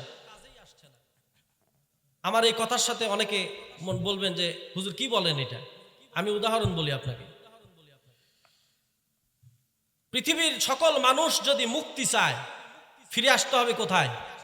কোরআনের কাছে। কোথায়? কোনো ব্যক্তি যদি বলে যে আমি এই সমাজকে শান্তির শৃঙ্খলার মধ্যে আনতে চাই, এর বিধান কোরআনের মধ্যে আছে না নাই? কোনো ব্যক্তি যদি মনে করে যে আমার কিছু দরকার, যে পদ্ধতি অ্যাপ্লাই করে আমি বেকারত্ব দূর করে দিব, এই বেকারত্ব দূর করার ওষুধ কোরআনের মধ্যে আছে না নাই? কোনো ব্যক্তি যদি মনে করে চুরি ডাকাতি বন্ধ করে দিতে চাই, আমি একটা ওষুধ খুঁজতেছি, এই ওষুধ কোরআনের মধ্যে আছে না নাই? কোনো ব্যক্তি যদি মনে করে যে আমি আমার রাষ্ট্রটাকে একটি দুর্নীতি মুক্ত, চুরি মুক্ত, সন্ত্রাস মুক্ত, ধর্ষণ মুক্ত, চাঁদাবাজি মুক্ত একটি রাষ্ট্র করতে চাই, এই বিধান কোরআনে আছে না নাই? এখন প্রশ্ন হচ্ছে যে আমরা কি কোরআন থেকে এই ওষুধ নিছি? খুব বোঝার চেষ্টা করবেন। কোরআন থেকে আমরা কি নিয়েছি? কোরআন থেকে নিয়েছি সালাত, কোরআন থেকে নিয়েছি সিয়াম, কোরআন থেকে নিয়েছি হজ, কোরআন থেকে নিয়েছি যাকাত, কোরআন থেকে নিয়েছি তাসবিহ জিকির। কিন্তু কোরআন থেকে আমরা বিধান নেই নাই। কোরআন থেকে বিধান নেই নাই, যেই কারণে আমাদের সমাজে অসংখ্য বিশৃঙ্খলা, বেহায়াপনা, অশ্লীলতা, দুর্নীতি, পাপাচার, জেনা, মদ, মাদক দিয়ে আমাদের সমাজ ভরপুর হয়ে গেছে। কিন্তু আমরা এখানে এটা রেহাই পাওয়ার কোনো ওষুধ খুঁজে পাচ্ছি না। ওষুধ তো আছে এক জায়গায়, কিন্তু সেই ওষুধের কাছে আমরা যাচ্ছি না। তো ঠিক কিনা জোরে কর আমার ভাইয়েরা। আল্লাহ রাব্বুল আলামিন পবিত্র কোরআনের মধ্যে ঘোষণা দিয়েছেন আমাদের জন্য, মা ফাররাতনা ফিল কিতাবি মিন শাই। আমি এমন একটি কিতাব তোমাদেরকে দান করলাম, এর মধ্যে উল্লেখ করি নাই এমন কোন বিষয় আমি বাদ রাখি নাই। উল্লেখ করি নাই এমন কোন বিষয় আমি বাদ রাখিনি। তুমি যদি অর্থনৈতিক মুক্তি চাও, তাও কোরআনের মধ্যে আছে। তুমি যদি রাজনৈতিক জীবনে সফলতা চাও, কোরআনের মধ্যে আমি দিয়েছি। তুমি যদি শিক্ষা ব্যবস্থাকে সুন্দর করে সাজাতে চাও, কোরআনের মধ্যে সুন্দর শিক্ষানীতি আমি দিয়েছি। তুমি যদি চুরি ডাকাতি বন্ধ করে দিয়া সমাজটাকে শান্তিময় করতে চাও, সর্বোত্তম পদ্ধতি কোরআনের মধ্যে আছে না না? আল্লাহ রাব্বুল আলামিন বলছেন, আস-সারিকু ওয়াস-সারিকাতু ফাকতাউ আইদিয়াহুমা। চোর আর সুন্নি যদি খুঁজে পাও, তার হাত কেটে দাও। এই বিধান দিয়েছেন কে? জোরে বলে। মনে করেন একজন ব্যক্তি পেশাদার চোর, অভাবের তাড়নায় তিনি হঠাৎ একদিনই করে ফেলেছেন এমন নয়, পেশাদার চোর। তাকে যদি ইসলামী রাষ্ট্র যদি হতো, তাকে ধরে নিয়ে যায় যদি একটা বড় মাঠের মধ্যে সবাইকে মাইকিং করে ডেকে নিয়ে আসা, এই রায় যদি আল্লাহ যে রায় কোরআনে দিয়েছেন, এই রায় যদি কার্যকর করা হতো, মানুষের জিনিস ধরার আগে চোর 7 বার চিন্তা করতো যে আমার পরিস্থিতিটা কি হবে। ঠিক কিনা কন? চুরি বন্ধ হতো কিনা? বন্ধ হতো। আল্লাহ রাব্বুল আলামিন পবিত্র কোরআনে বর্ণনা করেছেন, সূরা নূরের মধ্যে আল্লাহ বলেছেন, আয-যানিয়াতু ওয়াজ-যানি ফাজলিদু কুল্লা ওয়াহিদিম মিয়াতা জালদা। জিনাকার আর জিনাকারিনী যদি খুঁজে পাও, এদেরকে 100টা বেত্রাঘাত করো। এটা বলেছেন কে? 100টা বেত্রাঘাত। যদি অবিবাহিত হয়, অবিবাহিত হলে 100টা বেত, আর যদি বিবাহিত হয় তাহলে পাথর নিক্ষেপ করে হত্যা করবে। এটাকে আমরা রজম বলি। যদি কোনো ব্যক্তি তার চরিত্র খারাপ, ধর্ষণ করছে, জেনা করছে, পুরুষ হোক আর মহিলা হোক, আর জানিয়াতু ওয়াজ-জানি, যেই হোক না কেন, জেনাকার বা জেনাকারিনী, তাকে যদি মাঠের মধ্যে নিয়ে যাইয়া এই শাস্তি কার্যকর হতো 100টা বেত্রাঘাত। অবিবাহিত আর বিবাহিত হলে একটা নজির যদি স্থাপন করা হতো পুরা বগুড়ার মধ্যে, যে এই স্টেডিয়ামের মধ্যে একজনকে পাথর মেরে মারছে, জীবনের ধারে কেউ যাইতো আর। আল্লাহ রাব্বুল আলামিন যে বিধান দিয়েছেন, এর চাইতে উত্তম ফয়সালা পৃথিবীতে আর কিছু হতে পারে না। কিন্তু সেই বিধানের কাছে আমরা যাইনি। তো আমরা নিজেরা কিছু তৈরি করছি। যখন আমরা দেখছি যে এই বিধানগুলো যদি সত্যি সত্যি আমরা বাস্তবায়ন করি, প্রতিষ্ঠিত করি কোরআনের বিধান, তাহলে আমারই তো সমস্যা আছে, আমার ছেলের আছে, আমার বাড়ির আছে, আমার আত্মীয়র আছে, তারাই যদি এই রায়ের মধ্যে পড়ে যায় আমার পরিস্থিতি কি হবে? অতএব নিজেরা সহজ করে নিছে যে চুরি করলে 3 মাসের জেল আর জেনা করলে 1000 টাকা জরিমানা। এটা সহজ। একটা পুলিশ এক পতিতাকে ধরছে, আমি ভিডিও দেখেছিলাম। এক পুলিশ এক পতিতাক ধরছে, ধরে 1000 টাকা নিয়ে ছেড়ে দিছে। কয় টাকা? 1000 টাকা নিয়ে ছেড়ে দিছে। সাংবাদিক ওনাকে ধরছে যে পুলিশ ভাই আপনি এই কাজ করলেন কে? আপনি ওনাকে তো ইচ্ছা করলে আদালতে সোপর্দ করতে পারতেন, একটা বিচার হতো, বাংলাদেশের মানুষ দেখতো যে জেনার কি বিচার করছে। ভাই জেনার বিচার 300 টাকা জরিমানা। আমাদের যে আইন আছে এই আইনে হাতে নাতে ধরা পড়ছে, এটাকে নিয়ে যদি আমরা দেই সর্বোচ্চ 500 টাকা জরিমানা করবে। আমি তোর থেকে 1000 টাকা নিছি, ওটারও বেশি জরিমানা হয়েছে। আদালতে গেলে আরো 500 টাকা কম দেওয়া লাগতো। অতএব ওরও ঝামেলা নাই, আমিও কিছু পাইলাম, অত ছেড়ে দিছি, ওটাই ভালো। আমরা এই জন্য কোরআনের কাছে যাই না, জোরে কোন ঠিক কিনা? এই জন্য যাই না যে আমাদের নিজেদের মধ্যে কি আছে, ভীতি আছে, ভয় আছে, আমরাই ভয় পাচ্ছি যে আমি এটার মধ্যে ফেসে যাই কিনা।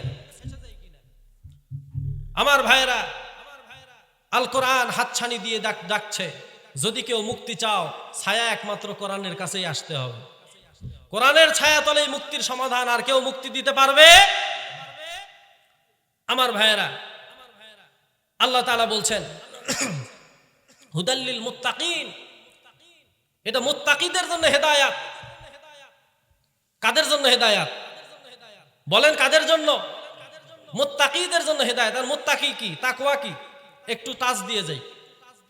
তাকওয়া শব্দের অর্থ হচ্ছে ভয়, বেঁচে থাকা, সরে থাকা, বিরত থাকা, এই অর্থগুলো হলো তাকওয়ার অর্থ।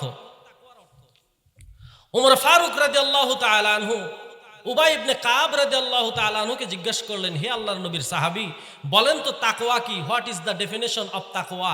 তাকওয়ার সংজ্ঞা কি? আমি একটু আপনার কাছে জানতে চাই। হযরত উবাই ইবনে কাব রাদিয়াল্লাহু তাআলা আনহু হযরত ওমরকে বলছেন, ও নবীর সাহাবী ওমর, আপনি কি কখনো এমন রাস্তা দিয়ে চলাফেরা করেছেন যে রাস্তার মধ্যে কাঁটা বিছানো আছে, যে রাস্তার মধ্যে এলোমেলো অনেক কিছু পাথর আছে, এমন রাস্তা দিয়ে হেঁটেছেন কিনা? হযরত ওমর বলছে, অবশ্যই এমন রাস্তা দিয়ে আমি হেঁটেছি। হযরত উবাই ইবনে কাব বলছে, ও আল্লাহর নবীর সাহাবী, আপনি কেমন করে হেঁটেছেন আমাকে একটু বলেন। হযরত ওমর বলছে, আমার কাপড় যেন ছিঁড়ে না যায়, পায়ে যেন আঘাত না পায়, আমি টিপে টিপে পা বেছে বেছে আমি চলেছি। হযরত উবাই ইবনে কাব বলছেন, এটার নামই হলো তাকওয়া। এটার নামই তাকওয়া। আপনি জীবনের সকল স্তরে যা করবেন সবকিছু ভেবে চিন্তে করবেন, টিপে টিপে পা ফেলে ফেলে চলবেন। কোনটা আমার ভুল হয়ে গেল, কোনটা আমার পাপ হলো, ইসলাম থেকে বের হয়ে কোনো কাজ করলাম কিনা, যে কাজ করলাম এটা ইসলামে আছে কিনা, এইটা জেনে জেনে করার নামই হলো তাকওয়া। বলেন সুবহানাল্লাহ। তাহলে কোরআন কাদেরকে পথ দেখাবে? যারা যাদের প্রত্যেকটি জীবনের প্রত্যেকটি ক্ষেত্র এরকম বেছে বেছে চলে, দেখে দেখে চলে, তাদেরকেই আল কোরআন পথ দেখাবে জান্নাতের পথ। বলেন সুবহানাল্লাহ। আমার ভাইয়েরা, তাকওয়া খুব কঠিন একটি বিষয়, এটি অর্জন করা খুব কঠিন। বিশ্বনবী মুহাম্মদ সাল্লাল্লাহু আলাইহি সাল্লাম বলেছেন, আত-তাকওয়া হা হুনা, তাকওয়া এখানে 3 বার বলেছেন, আত-তাকওয়া হা হুনা, আত-তাকওয়া হা হুনা। তাকওয়া হচ্ছে বুকের ভিতরে, কলিজায় কলিজায়। তাকওয়া কোথায়? তাকওয়া ভিতর থেকে আসে, উপরে বুঝবেন না এই লোকটা তাকওয়া সম্পন্ন কিনা, তার ভিতরের যে বিষয়টা কাজ করে এটার নামই হলো তাকওয়া। উদাহরণ বলছি, আবু বকর সিদ্দিক রাদিয়াল্লাহু তাআলা আনহুর নাম শুনছেন আপনারা? তিনি খুব ভালো মানুষ ছিলেন না খারাপ মানুষ ছিলেন? তিনি যখন খলিফা হলেন, রাসূলের পরেই খলিফা হলেন আবু বকর, তার গোলাম একদিন তাকে খাবার নিয়ে এসে দিল, কিছু খাবার তার গোলাম তাকে তার সামনে পেশ করলেন, তিনি খেয়ে ফেলেছেন। খাবার শেষ করার পরে হযরত আবু বকর বলছে, ও গোলাম, আমি তো ক্ষুধার তাড়নায় খাবার খেয়ে ফেলেছি, তোমাকে জিজ্ঞাসা করার সময় পাইনি, এখন তুমি একটু বলো দেখি এই খাবার তুমি কোন জায়গা থেকে আনলা, এই খাবার তুমি কোন জায়গা থেকে সংগ্রহ করেছো? গোলাম বলছে, ও আল্লাহর নবীর সাহাবী, খলিফাতুর রাসূল, আপনার কাছে মিথ্যা কথা বলবো না। আমি যখন কাফির ছিলাম, আমি যখন জাহিলি যুগের মধ্যে ছিলাম, মানুষের হাত গণনা করতাম, ভাগ্য গণনা করতাম। কি করত? মানুষের ভাগ্য গণনা করতাম। এই হাত গণনা করে মানুষের কাছ থেকে আমি টাকা নিতাম। একজন ব্যক্তি বাকিতে হাত গণনা করেছিলেন, এতদিন পর্যন্ত তিনি তার বকেয়া পরিশোধ করেন নাই। আজকে বেটাকে ধরছি আর টাকাটাও আদায় করেছি, সেই খুশিতে আপনার জন্য কিছু খাবার নিয়ে এসেছি। মানে তিনি গণনা করে যে টাকা পাইছেন এটা দিয়ে খাবার কিনছেন আবু বকরের জন্য। হযরতে আবু বকর এই কথা শোনার সাথে সাথে খাবারের শেষ লোকমাটা তিনি ফেলে দিলেন, আর মুখে দিলেন না। মুখের মধ্যে হাত ঢুকায় দিলেন, যতটুকু সম্ভব তার পক্ষে সম্ভব ছিল বমি করে খাবারটা বের করে ফেললেন। আর বললেন, ও গোলাম, তুমি তো একটুর জন্য আমার সারা জীবনের আমল শেষ করে ফেলেছিলে। এই খাবার খাইলে আমার জীবনের সব আমল শেষ হয়ে যেত, তুমি তো সেই কাজ করছো। এই যে হযরতে আবু বকর খাবারটা বের করে ফেললেন, যদিও খাবারটা মজার ছিল, তারপরেও তিনি খাইলেন না, বের করে ফেললেন। যেই কারণে তিনি বের করলেন এটার নামই হলো তাকওয়া। এটার নাম কি? এটার ভয় না, এটা হচ্ছে আল্লাহর। যাদের হৃদয়ে আছে আল্লাহর ভয়, তারা কভু পথ ভুলে যায় না। ঠিক কিনা? যাদের হৃদয়ে আছে আল্লাহর ভয়, তারা কভু পথ ভুলে যায় না। আল্লাহর প্রেম ছাড়া এই দুনিয়ায় কারো কাছে কোনো কিছু চায় না। রাতের আধারে যারা সিজদাতে রয়, দু চোখের শ্রুতে নদী যেন বয়। ছলনার হাত ছানি যতই আসুক, ছলনার হাত ছানি যতই আসুক, পেছনে ফিরেও তাকায় না। ঠিক কিনা? যাদের হৃদয়ে আছে আল্লাহর ভয়, তারা কভু পথ ভুলে যায় না।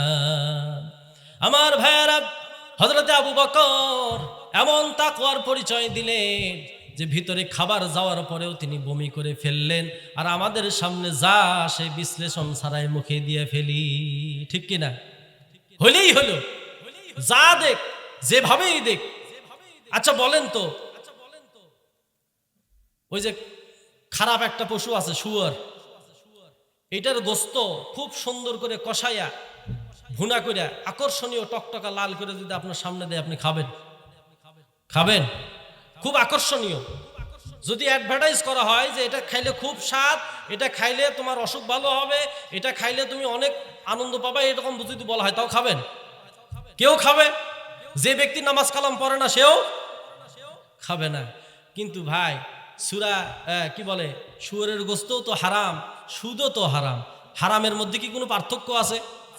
আছে না? আছে, আছে। তাইলে শুয়োরের গোস্ত আপনাকে মারলেও আপনি খাবেন না, কিন্তু সুদ এত আরামে খান কে? প্রশ্ন আছে না? নাই? ঘুষ খুব মজা লাগে। যারা ঘুষ খায় এদেরকে যে কি মজা লাগে ঘুষ, এটা আপনি অনুভব করতে পারবেন না। রমজান মাসেও এরা ছাড়তে পারে না, টেবিলের তল দিয়ে খায়। এই ঘটনা আপনারা শুনছেন না? কয় যে আমি রোজা আছি, নিতে পারবো না, ড্রয়ারে রেখে যাও। কি মত্তা কি চিন্তা করেন। আবার বলে কি, কি করবা, তাড়াতাড়ি করো, নামাজে যাবো, আজান দিছে। কি করবা? তাড়াতাড়ি করো, আমার সময় নাই, আজান দিছে, নামাজে যাওয়া লাগবে। বলে নেন, নামাজের 4 পয়সা দাম আল্লাহর কাছে আছে। যে ব্যক্তি আল্লাহকে ভয় করে, যে জানে যে আল্লাহ আমাকে দেখছেন, সেই ব্যক্তি কোনোদিন এই সকল কাজ করতে পারে না। আমার ভাইরা, অন্যের সম্পদ জোর করে হরণ করা, চুরি করা, দুর্নীতি করে নেওয়া, এটা মনে জায়েজ আছে নাকি? যে ব্যক্তি আল্লাহকে ভয় করে তিনি এই কাজ কখনো করতে পারেন? আল্লাহ নবীর একজন সাহাবীর কথা বলি, শুনবেন? বিশ্বনবী মুহাম্মদ সাল্লাল্লাহু আলাইহি সাল্লামের গুরুত্বপূর্ণ একজন সাহাবী, ছোট মানুষ ছিলেন রাসূলের সময়। রাসূলের ইন্তেকালের পরে দীর্ঘ হায়াত তিনি পেয়েছিলেন। আব্দুল্লাহ ইবনে ওমর, নাম কি? আব্দুল্লাহ ইবনে ওমর রাদিয়াল্লাহু তাআলা আনহু। তিনি তার এক সঙ্গী সহ তিনি সফরের জন্য বের হয়েছেন। পাহাড়ি রাস্তা, মরুভূমি পাড়ি দিয়ে তাকে যেতে হবে। মরুভূমির প্রান্তরে যখন তিনি গেলেন, ক্ষুধা লেগে গেল, খাবারের জন্য তিনি বসে পড়লেন, খাবারের আয়োজন করলেন।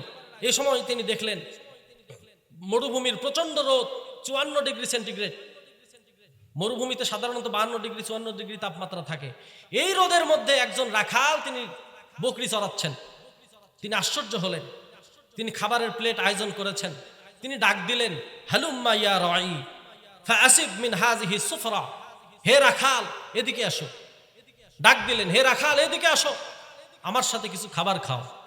এটা মুসলমানদের সিস্টেম। আপনি যখন খাবার খাবেন, আপনার সামনে কেউ থাকলে আপনি দাওয়াত দেবেন না? এটা মুসলমানদের আদব সিস্টেম। তিনি দাওয়াত দিলেন, হালুম্মা ইয়া রাই, হে রাখাল এদিকে আসো। কে ডাক দিচ্ছেন? বিশ্বজাহানের খলিফা ওমর ইবনুল খাত্তাব রাদিয়াল্লাহু তাআলা আনহুর শাহজাদা আব্দুল্লাহ ইবনে ওমর। চিন্তা করছে, রাষ্ট্রপ্রধানের সন্তান শাহজাদা, তিনি বলছেন, হে রাখাল তোমাকে ছাড়া আমি খাবো না, আসো একসাথে খাই। রাখাল বলছে, ইন্নী সাইমুন আফওয়ান, আমাকে মাফ করবেন, আমি রোজাদার। কে বলছেন? রাখাল। তিনি বলছেন, হে আল্লাহর নবী, সাহাবী, আমাকে মাফ করবেন, আমি খেতে পারবো না, আমি রোজাদার। হযরত আব্দুল্লাহ ইবনে ওমর একটু আশ্চর্য হয়ে গেলেন। এই প্রচন্ড রোদের মধ্যে, গরমের মধ্যে, তীব্র তাপমাত্রার মধ্যে এই ব্যক্তি রোজাদার বলে দাবি করছে। তিনি বললেন, তুমি কেন রোজা রাখছো আমাকে একটু বলো। ওই ব্যক্তি বলছেন, হে ওমর, ওমরের সন্তান আব্দুল্লাহ, আপনাকে বলি, আমি ওই দিনের জন্য সঞ্চয় করছি যেই দিন আফসোস করেও এই আমল করা যাবে না। যেদিন মানুষেরা আফসোস করবে যে ইয়া লাইতানি কদ্দামতু লি হায়াতি, হায় আফসোস, আগে যদি কিছু পাঠাইতে পারতাম, ওই দিন আফসোস করে কোনো কাজ হবে না। এই জন্য আমি রোজা রাখছি, এই রোদের মধ্যেও রোজা রাখছি, যাতে করে ওই দিন আমাকে আফসোস করতে না হয়। এই কথা শোনার পরে আব্দুল্লাহ ইবনে ওমর রাদিয়াল্লাহু তাআলা আনহুর একটু ডাউট হলো যে কি ভণ্ডামি করতেছে নাকি আমার সামনে, একটু বেশি বুজুর্গি দেখাচ্ছে, এরকম তার মনে হলো।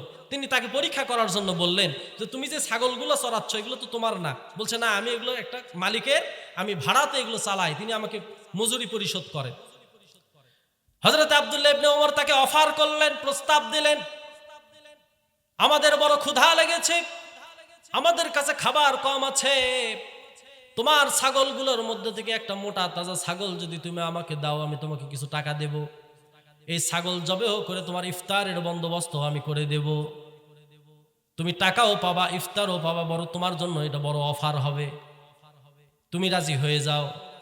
তোমার মালিককে যদি তুমি বাড়িতে যেয়ে বলো যে ছাগল একটা হারায় গেছে, এতগুলো ছাগলের মধ্যে তোমার মালিক তোমাকে ধরবেও না, জিজ্ঞাসাও করবে না। এ কথা শোনার পরে রাখাল হযরত আব্দুল্লাহ ইবনে ওমরের কাছ থেকে কিছুটা সরে গেলেন পিছন দিকে, আকাশের দিকে হাতটা উঁচু করলেন, বললেন, আইনা আল্লাহ। ও আল্লাহর নবীর সাহাবী, বলেন আল্লাহ কোথায়? দেখেন প্রশ্ন, দেখেন একজন রাখাল আল্লাহর নবীর সাহাবীকে বলছে আল্লাহ কোথায়, আইনা আল্লাহ, আল্লাহ কোথায়? আব্দুল্লাহ ইবনে ওমর বলছে, আল্লাহ উপরে। বলছে, তিনি কি আমাকে দেখছেন না? আমার মালিক দেখার দরকার নেই, তিনি আমাকে দেখছেন কিনা সেটা বলে। বলছে, অবশ্যই তিনি তোমাকে দেখছেন। বলে, তিনি যদি আমাকে দেখেন, আমি আমার মালিককে পরোয়া করি না, তিনি দেখুক আর না দেখুক, আমার মালিক আমাকে দেখছে, তার সামনে আমি 2 নম্বরই কাজ করতে পারবো না। যিনি আল্লাহকে ভয় করেন তিনি 2 নম্বরই কাজ করতে, মানুষকে ধোঁকা দিতে তিনি পারেন না। এই উদাহরণ, এই নজিরগুলো সাহাবীদের জীবন থেকে আমাদের সামনে এসেছে। সম্মানিত হাজিরিন, এজন্য আল্লাহ বলছেন হুদাল্লিল মুত্তাকিন। কোরআনটা কাকে হেদায়েত দেবে? মুত্তাকি, যারা আল্লাহকে ভয় করে, জীবনের সব জায়গায় যারা আল্লাহকে ভয় করে চলে, তাদেরকে এই কোরআন পথ দেখাবে। এরপরে আল্লাহ বলছেন,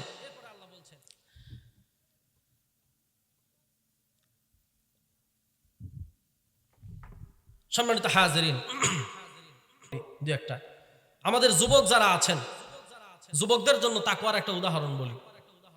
আমাদের যুব সমাজ আজকে বড় আমরা ভীত সন্ত্রস্ত হচ্ছি এই কারণে যে এই যুব সমাজ যারা মুসলিম ঘরে জন্মগ্রহণ করেছেন, তাদের যে কালচার বাংলাদেশে চলে এসেছে, এই কালচার নিয়ে গড়ে উঠে এরা যে মুসলিম হয়ে কবরে যাবে, এটা এই গ্যারান্টি দেওয়াটা কঠিন।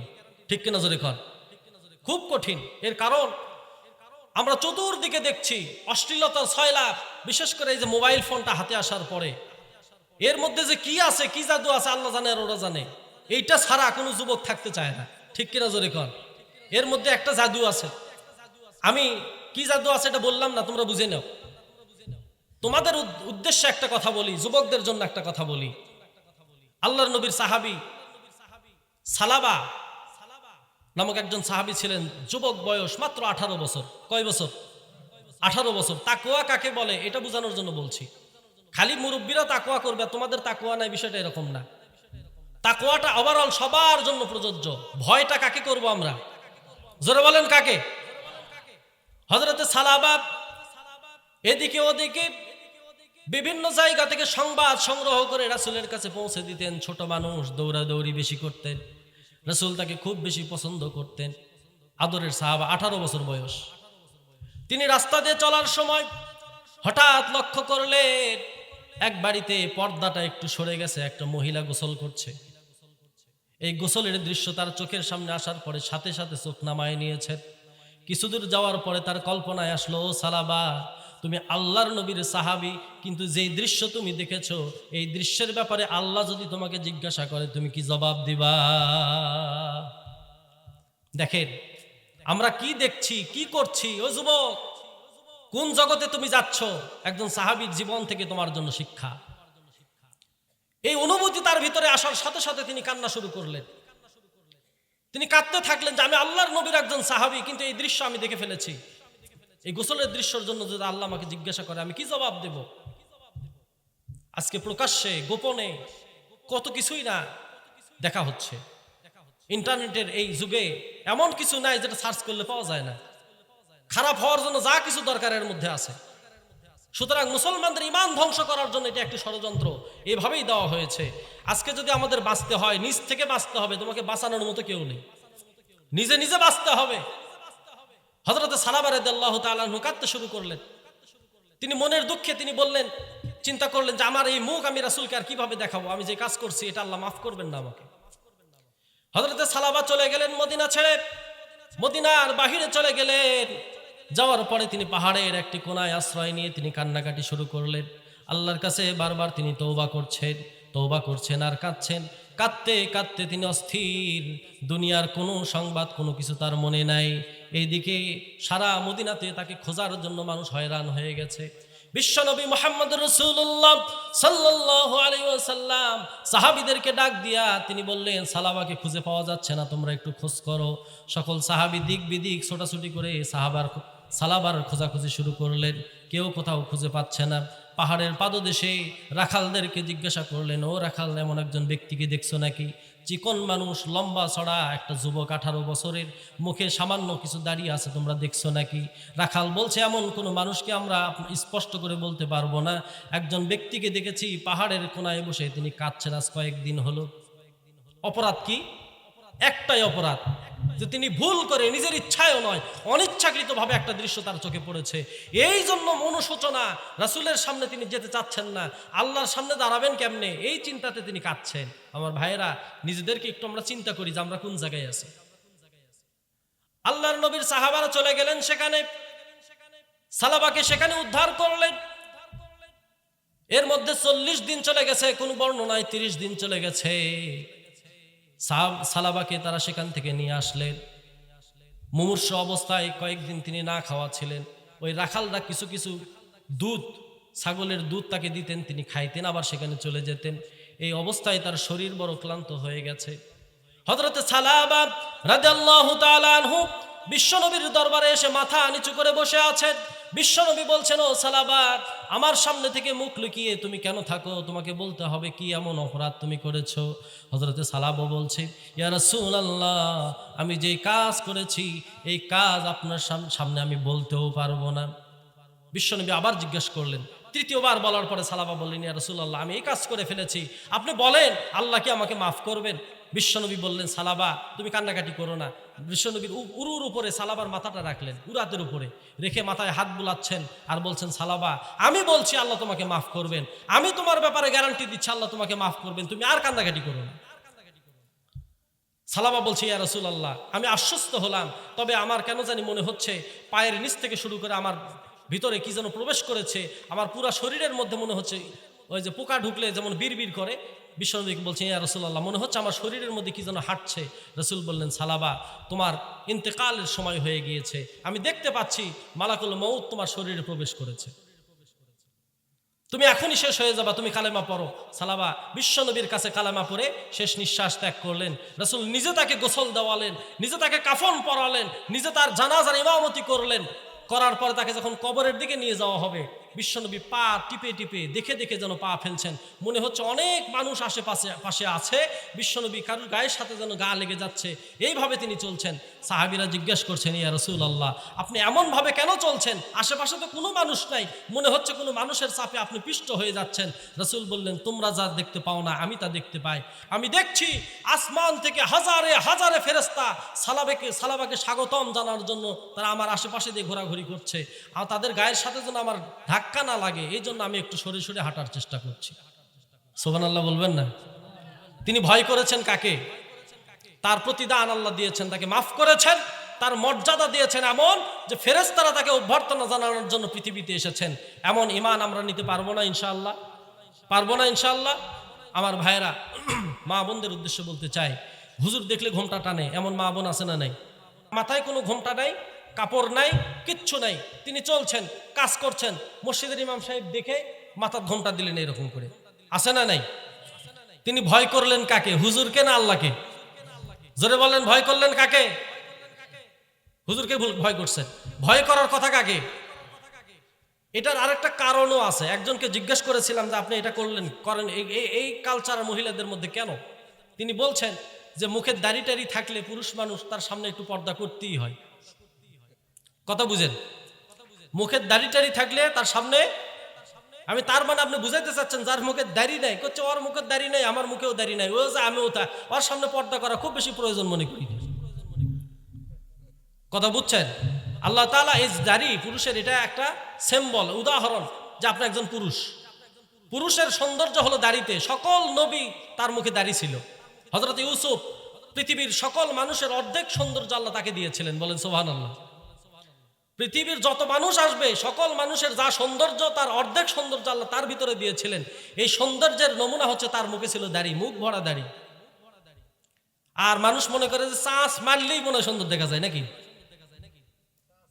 চাষ মারলে এটা মহিলাদের মতো দেখা যায়, যে ওর মুখেও দাড়ি নাই, এটা মন খারাপ করেন না।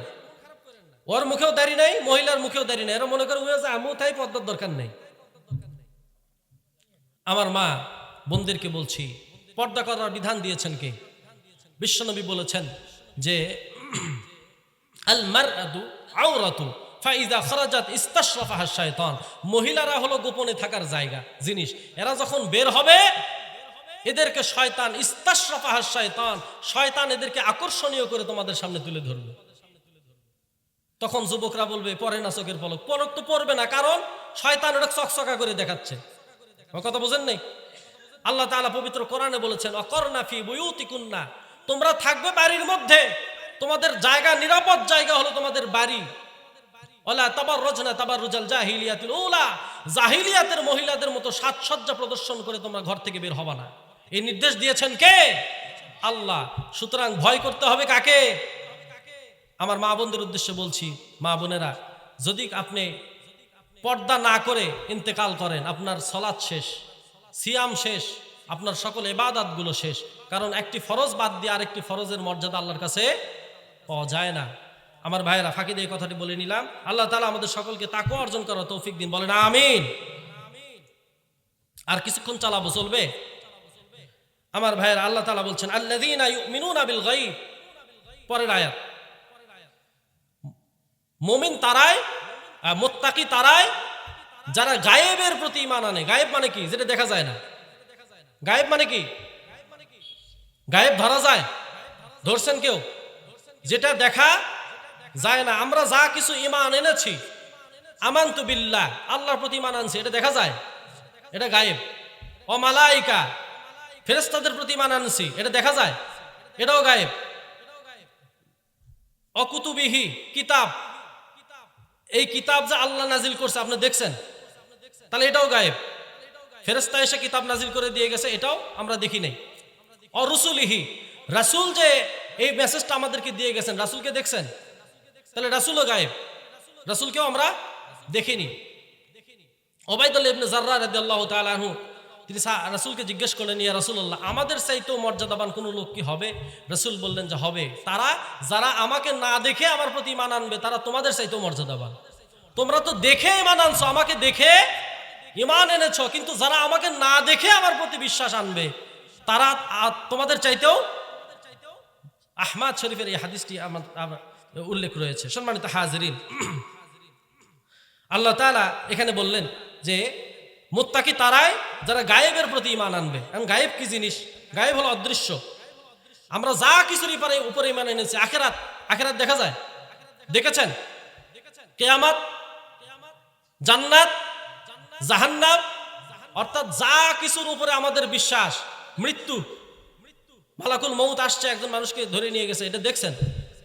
এই যা কিছু আমরা বিশ্বাস করি, তাকদীর, আমাদের যে তাকদীর আছে, একটু পরে আগামীকাল কি হবে আপনারা দেখেছেন? আমরা দেখেছি? দেখি নাই। সুতরাং এই সবগুলো কিসের বিশ্বাস? আমাদের সাথে মুশরিকদের একটা পার্থক্য হলো, মুশরিকরা যা দেখে তাকেই রব মনে করে, আর আমরা যা দেখি না তাকে রব মনে করি। কথা বুঝেছেন আমার? যাকে দেখা যায় না, সর্বশক্তিমান আল্লাহ, তিনি হলেন আমাদের রব। আর মুশরিক যারা, হিন্দু ধর্মের যারা আছেন, ওরা দেখবেন যে একটা পাহাড় দেখলে ওইটার সামনে এরকম করে, একটা গাছ দেখলে ওটার সামনে এরকম করে, করে কি করে না? করে না? তার মানে ওদের কোনো অদৃশ্য রব নাই। ওরা বিশ্বাস করে যে আমরা যা দেখি না, আনসিন ইজ নাথিং, যেটা দেখা যায় না ওটা কিছু না, যেটা দেখা যায় ওটাই আমার রব। ওদের 33 কোটি দেবতা। কয়টা? আমি একদিন চিন্তা করলাম যে 33 কোটি দেবতার ইবাদত ওরা কয় বছরে করবে? কয় বছরে 33 কোটি দেবতার ইবাদত করবে? কারণ একটা ইবাদত যদি বাদ পড়ে ওই দেবতা মন খারাপ করবে না? হ্যাঁ, যে সব কটার করলো, আমারটা করলো না, তাহলে ওই দেবতাকে মরার পরে কি বুঝ দেবে? দেখেন, একটা গাঁজাখুরি গোজা মিলে একটা ধর্ম, এটা তার প্রমাণ যে 33 কোটি দেবতা, এ কিভাবে সম্ভব? একটা উদাহরণ বলি আপনাদের। দুই বন্ধু, হ্যাঁ হ্যাঁ, দুই বন্ধু, এ গন্ডগোল তো হবে। চাচা বলছে গন্ডগোল হয়, গন্ডগোল তো হবে। আল্লাহ কোরআনে বলছেন যে যদি একাধিক রব থাকতো তাইলে তোমরা দেখতে যে একজন সূর্য উঠাবে পশ্চিম দিক থেকে, আরেকজন করছে না আমি পূর্ব দিক থেকে উঠাবো, ক্যাসাল বাজবে না? দুইজন পথিক রাস্তা দিয়ে হাঁটা শুরু করছে, মনোযোগ দেন, একজন মুসলিম, একজন হিন্দু। এখন রাস্তা দিয়ে দুইজন সফর করছে। হিন্দুর আমল অনুযায়ী হিন্দু যা দেখে তাকে প্রণাম করে। এই পাহাড়ের সামনে গেছে প্রণাম করে, সাগরের সামনে গেছে ওখানেও প্রণাম করে, গাছ দেখছে ওইটাকেও প্রণাম করে। মুসলমানের মেজাজ খারাপ হয়ে গেছে যে তুই সবগুলোর সামনে হাত জড়ো করিস, এটা কোনো কথা? এটা কোনো যুক্তি? এখন ও বলছে, ভাই তুমি যে গাছের সামনে, যেটা তুলসী গাছ, এই গাছের সামনে তুমি যে এরকম করলে, এই গাছ তোমার কি উপকার করবে বলো? কোথায় না, এটা আমাকে ভগবান। তোমার ভগবান আমি পাঁচের তলে থই, কয়ে ওটা ছিঁড়ে নিয়ে পাঁচের তলে থসে। দেখো তো তোমার ভগবান আমার কি করে? তোমার ভগবানের যদি অত পাওয়ার থাকে, আমার তো কিছু করবে কি করবে না? আমি ওটা থুইয়া বসলাম। তো ওই হিন্দুর তো মেজাজ খারাপ হয়ে গেছে যে আমার ভগবানের অপমান, তোমাকে দেখে লিমো। মুসলমানের বুদ্ধি আল্লাহ রাব্বুল আলামিন তাকে দিয়েছেন। তিনি বুঝতে পারছেন যে এই বেটা আমার উপর রাগ করছে, প্রতিশোধ নেওয়ার সম্ভাবনা আছে। এখন মুসলমান ও যাতে প্রতিশোধ নিতে না পারে এবং ইমানের দিকে ফিরে আসে, তাকে উদাহরণ হিসেবে দাওয়াত দেওয়ার জন্য একটা কৌশল নিছে। এই গাছ চেনেন না আপনারা? 20 হাতুর গাছ চেনেন কি চেনেন না? 20 হাতুর গাছের সামনে যেয়ে মুসলমান কয় আসসালামু আলাইকুম। যদিও কোনো গাছে সালাম দেওয়ার কোনো নিয়ম আমাদের ধর্মে নাই, আছে নাকি? কিন্তু ওকে হেদায়েত দেওয়ার জন্য এটা একটা কৌশল। সালাম দিছে, ও মনে করছে যে এটা তাহলে এর ধর্মের অবশ্যই গুরুত্বপূর্ণ কিছু, না হলে সালাম দিত না। ওই আগেরটাও যা করছে তাই করছে, প্রতিশোধ। ওই 20 হাতুর গাছ তুলে নিয়ে এখন প্রতিক্রিয়া শুরু হয়ে গেছে, হবে কি হবে না? নাচানাচি শুরু হয়ে গেছে। এখন করছে, ভাই তুমি এরকম করো কে? করছে যে করছে তাহলে তুমি বোঝো তো, তোমরা যেটা প্রণাম করো এটার কোনো বেল নেই, আমরা যেটা সালাম দিই এর মধ্যে কিছু পাওয়ার আল্লাহ দিয়েছেন। কথা বুঝেন নাই? এখন হিন্দু বলছে তাহলে এর হাকিকত কি? বলছে এর হাকিকত হচ্ছে তুমি যেটা প্রণাম করো এটাও যিনি সৃষ্টি করছেন, আমি যেটাকে সালাম দিছি এটাও তিনিই সৃষ্টি করছেন। সৃষ্টিকর্তাকে দেখা যায় না। আমার ভাইয়েরা, যাকে দেখা যায় না তিনি আমাদের রব, এটা আমরা বিশ্বাস করি কি করি না? গায়েবের প্রতি যার ঈমান নাই সে ব্যক্তি ঈমানদারি না। বাংলাদেশে কিছু শিক্ষিতর জন্ম হয়েছে, এরা কয় যে যেটা দেখা যায় না এটা মানি না। তাহলে ওর বাপে কই দেখছে যে ওর বাপের দ্বারাই ওর জন্ম হয়েছে, এটা কেউ দেখছে? বলেন দেখছে? কারো পক্ষে দেখা? ওর মা বলছে যে এটা তোমার বাপ, ও বিশ্বাস করছে। তো ওই যে বললো যে যেটা দেখি না সেটা বিশ্বাস করি না, তাহলে মানে তো জন্মেরই ঠিক নাই, ও তো নিজের জন্মকে অবিশ্বাস করছে। আমার ভাইরা, এই জন্য এই বিষয়গুলো আমাদের গুরুত্ব সহকারে জানতে হবে যে আল্লাহ রাব্বুল আলামিন তিনি নিজে গায়েব, এবং গায়েব সম্পর্কে একমাত্র কে জানেন? তিনি ছাড়া আর কেউ গায়েব জানেন। আমাদের কিছু পীর সাহেব আছে বাংলাদেশে, যাবেন আপনি তার দরবারে মুরিদ হওয়ার জন্য যাবেন, প্রথমে আপনাকে দেখেই কবি তোমার মানে আপনাকে তো মুরিদ বানানো লাগবে, কিছু ভেলকি না দেখালে তো আপনি মুরিদ হবেন না। করছে তোমার বাবার নাম এই, তুমি এই করো, তোমার ইনকাম হলো এই, তুমি এই পেশা, তোমার এই পরিবার, সকল ডিটেল তাকে বলছে। বলার পরে বলছে তোমার আগামীতে এই হবে। যখন পরিবারের কথা ডিটেল বলছে, বলার পর ওর একটা বিশ্বাস হয়েছে যে আগামীতে যা বলছে এটাও মনে হয় হবে। বলেন আল্লাহ ছাড়া কেউ গায়েবের খবর জানে? জানে? এটা আল্লাহ তাআলা পবিত্র কোরআনে বলছেন। আল্লাহ দেখেন কি বলছেন, কুল লা ইয়ালামু মান ফিস সামাওয়াতি ওয়াল আরদিল গায়বা ইল্লাল্লাহ, সূরা নাজম আয়াত নম্বর 65। আল্লাহ তাআলা বলছেন তোমরা হে নবী বলে দেন, লা ইয়ালামু মান ফিস সামাওয়াতি ওয়াল আরদ, আসমান এবং জমিনের কোনো ইলম কারো কাছে নাই, গায়েবের কোনো ইলম কারো কাছে নাই, ইল্লাল্লাহ, আল্লাহ ছাড়া। তাহলে আল্লাহ তো স্পষ্ট করে দিয়েছেন যে আল্লাহ ছাড়া আর কারো কাছে গায়েবের কোনো ইলম নাই। তাইলে হাত দেখাবার জান কে? হাত দেখাবার যায় না? রাশি পত্রিকা খুললে কয় যে রাশি ফল, রাশি ফল দিয়ে যদি মানুষের তাকদীর হতো, মানুষের ভাগ্য নির্ধারণ হতো, তাহলে তো যে ব্যক্তি রাশি দেখে, হাত দেখে, ওর ভাগ্যের তো সে ইয়ে করে ফেলতো, তাই করতো না? আমার একজন ওস্তাদ বলেছিলেন যে যে হাত দেখে ওকে একটা থাপ্পড় দেওয়া উচিত। কেন? থাপ্পড় এই কারণে দেওয়া উচিত, থাপ্পড় দেওয়ার পর বলা দরকার যে তুমি একটু, তুমি তো ভাগ্য গণো, তাহলে তো তোমার জানা থাকার কথা যে আমি তোমাকে থাপ্পড় মারবো, তুমি প্রোটেকশন নাও নাকি? বোঝেননি কথা? তুমি যেহেতু মানুষের ভাগ্য গণো, নিজের ভাগ্য জানো না, যে আমি তোমাকে যে থাপ্পড় দেবো এটা তো তোমার জানা থাকার কথা, তাহলে তুমি আগেই তুমি হাত দিয়ে রাখতে যাতে আমাকে না লাগে। তার মানে ভাগ্য গণাগণি যা আছে সব ভুয়া। আমার ভাইয়েরা, আল্লাহ রাব্বুল আলামিন বলছেন যে আল্লাযীনা ইউমিনুনা বিল গায়ব, ঈমানদার তারাই যারা গায়েবের প্রতি ঈমান এনেছে। এরপর আল্লাহ বলছেন ওয়া ইউকিমুনাস সালাত, ঈমানদার তারাই যারা সালাত প্রতিষ্ঠা করবে। কি করবে? সালাত প্রতিষ্ঠা করবে। আমাদের সমাজে নামাজের সংখ্যা কম না বেশি? এনা জোরে কোন, কম না বেশি? কয় বেশি। যারা বেশি কছে ওরাই যায় না নামাজে, যারা বেশি কছে এরা নামাজে জুম্মাত যায়, জুম্মাত যায়, এদিকে যাওয়া লাগে না। আমার ভাইয়েরা, নামাজ কি 5 ওয়াক্ত ফরজ না খালি জুম্মা ফরজ? জুম্মাতে মসজিদ ভরে যায়, ফজর নামাজে কয়জন যায়? তাইলে বলে নামাজ প্রতিষ্ঠার কথা আল্লাহ বলেছেন, এটা ফরজ না নফল? ফরজ না নফল? কিয়ামতের ময়দানে সর্বপ্রথম যে বিষয়ের হিসাব নেওয়া হবে তার নাম কি? তার নাম কি? সালাত। আল্লাহ বলছেন সালাত কায়েম করো। কি করো? কায়েম করার 3টা অর্থ। প্রথম অর্থ হচ্ছে জামাতের সাথে নামাজ আদায়। কিসের সাথে? জামাতের সাথে নামাজ আদায় করা মানে নামাজ কায়েম করা। এমন অনেক আল্লাহর বান্দাকে দেখছি তিনি নামাজ পড়েন কিন্তু জামাতের সাথে পড়েন না, নিজে নিজে ঘরে ঘরে পড়েন। এরকম লোক আছে না নাই? কোনো ওজোর ছাড়া, কোনো আপত্তি ছাড়া, শরিয়া সম্মত কোনো কারণ ছাড়া কোনো ব্যক্তি যদি জামাত ছাড়া নামাজ পড়েন, মাসালা ক্লিয়ার রাখবেন, জামাত ছাড়া নামাজ পড়েন, তার নামাজ কবুল হবে না, হবে না, হতেই পারে না। স্পষ্ট কথা। জামাতের সাথে সালাত আদায় করা ওয়াজিব, কিন্তু আমাদের এই ব্যাপারে গফিলতি যথেষ্ট আছে। সালাত কায়েমের আরেকটি অর্থ হচ্ছে খুশু খুজু, ধীরস্থিরতার সাথে যেটা যেভাবে বলা দরকার সেটা সেইভাবে বলে, যেটা যেভাবে করা দরকার সেটা সেইভাবে করে সালাত আদায় করা। এটা হলো নামাজ কায়েমের আরেকটা অর্থ। অর্থাৎ আপনি যখন রুকুতে যাবেন, সুবহানা রাব্বিয়াল আজিম বলেন আমার সাথে, সুবহানা রাব্বিয়াল আজিম। ও কি বলে ও নিজেও বোঝে না, সুবহানাজিম বলে কি বলে না? আপনাকে এই নামাজ পড়তে কে বলছে? আপনি একবার বলা আপনার জন্য কর্তব্য, 3বার বলা সুন্নাত। একবার বলা আবশ্যক, তিনবার বলা সুন্নাত। আপনি তিনবার বলেন, অতবার বলার দরকার নাই, কিন্তু তিনবার হক আদায় করে বলেন। কারণ যেহেতু আপনি দাঁড়িয়েছেন কার সামনে? আল্লাহর সামনে। রব্বুল আলামিন বলছেন ক্বাদ আফলাহাল মুমিনুন, ওই মুমিনরাই সফল হয়ে গেছে, আল্লাযীনা হুম ফি সালাতিহিম খাশিউন, যারা তাদের নামাজের মধ্যে বিনয়ী। নামাজের মধ্যে কি? আমি বহু মানুষকে দেখছি, আপনারাও দেখছেন, নামাজ পড়ে আর ফ্যান গনে। দেখেননি আপনারা? এই করতে থাকে উপরের দিকে, দেখছেন কি দেখেননি?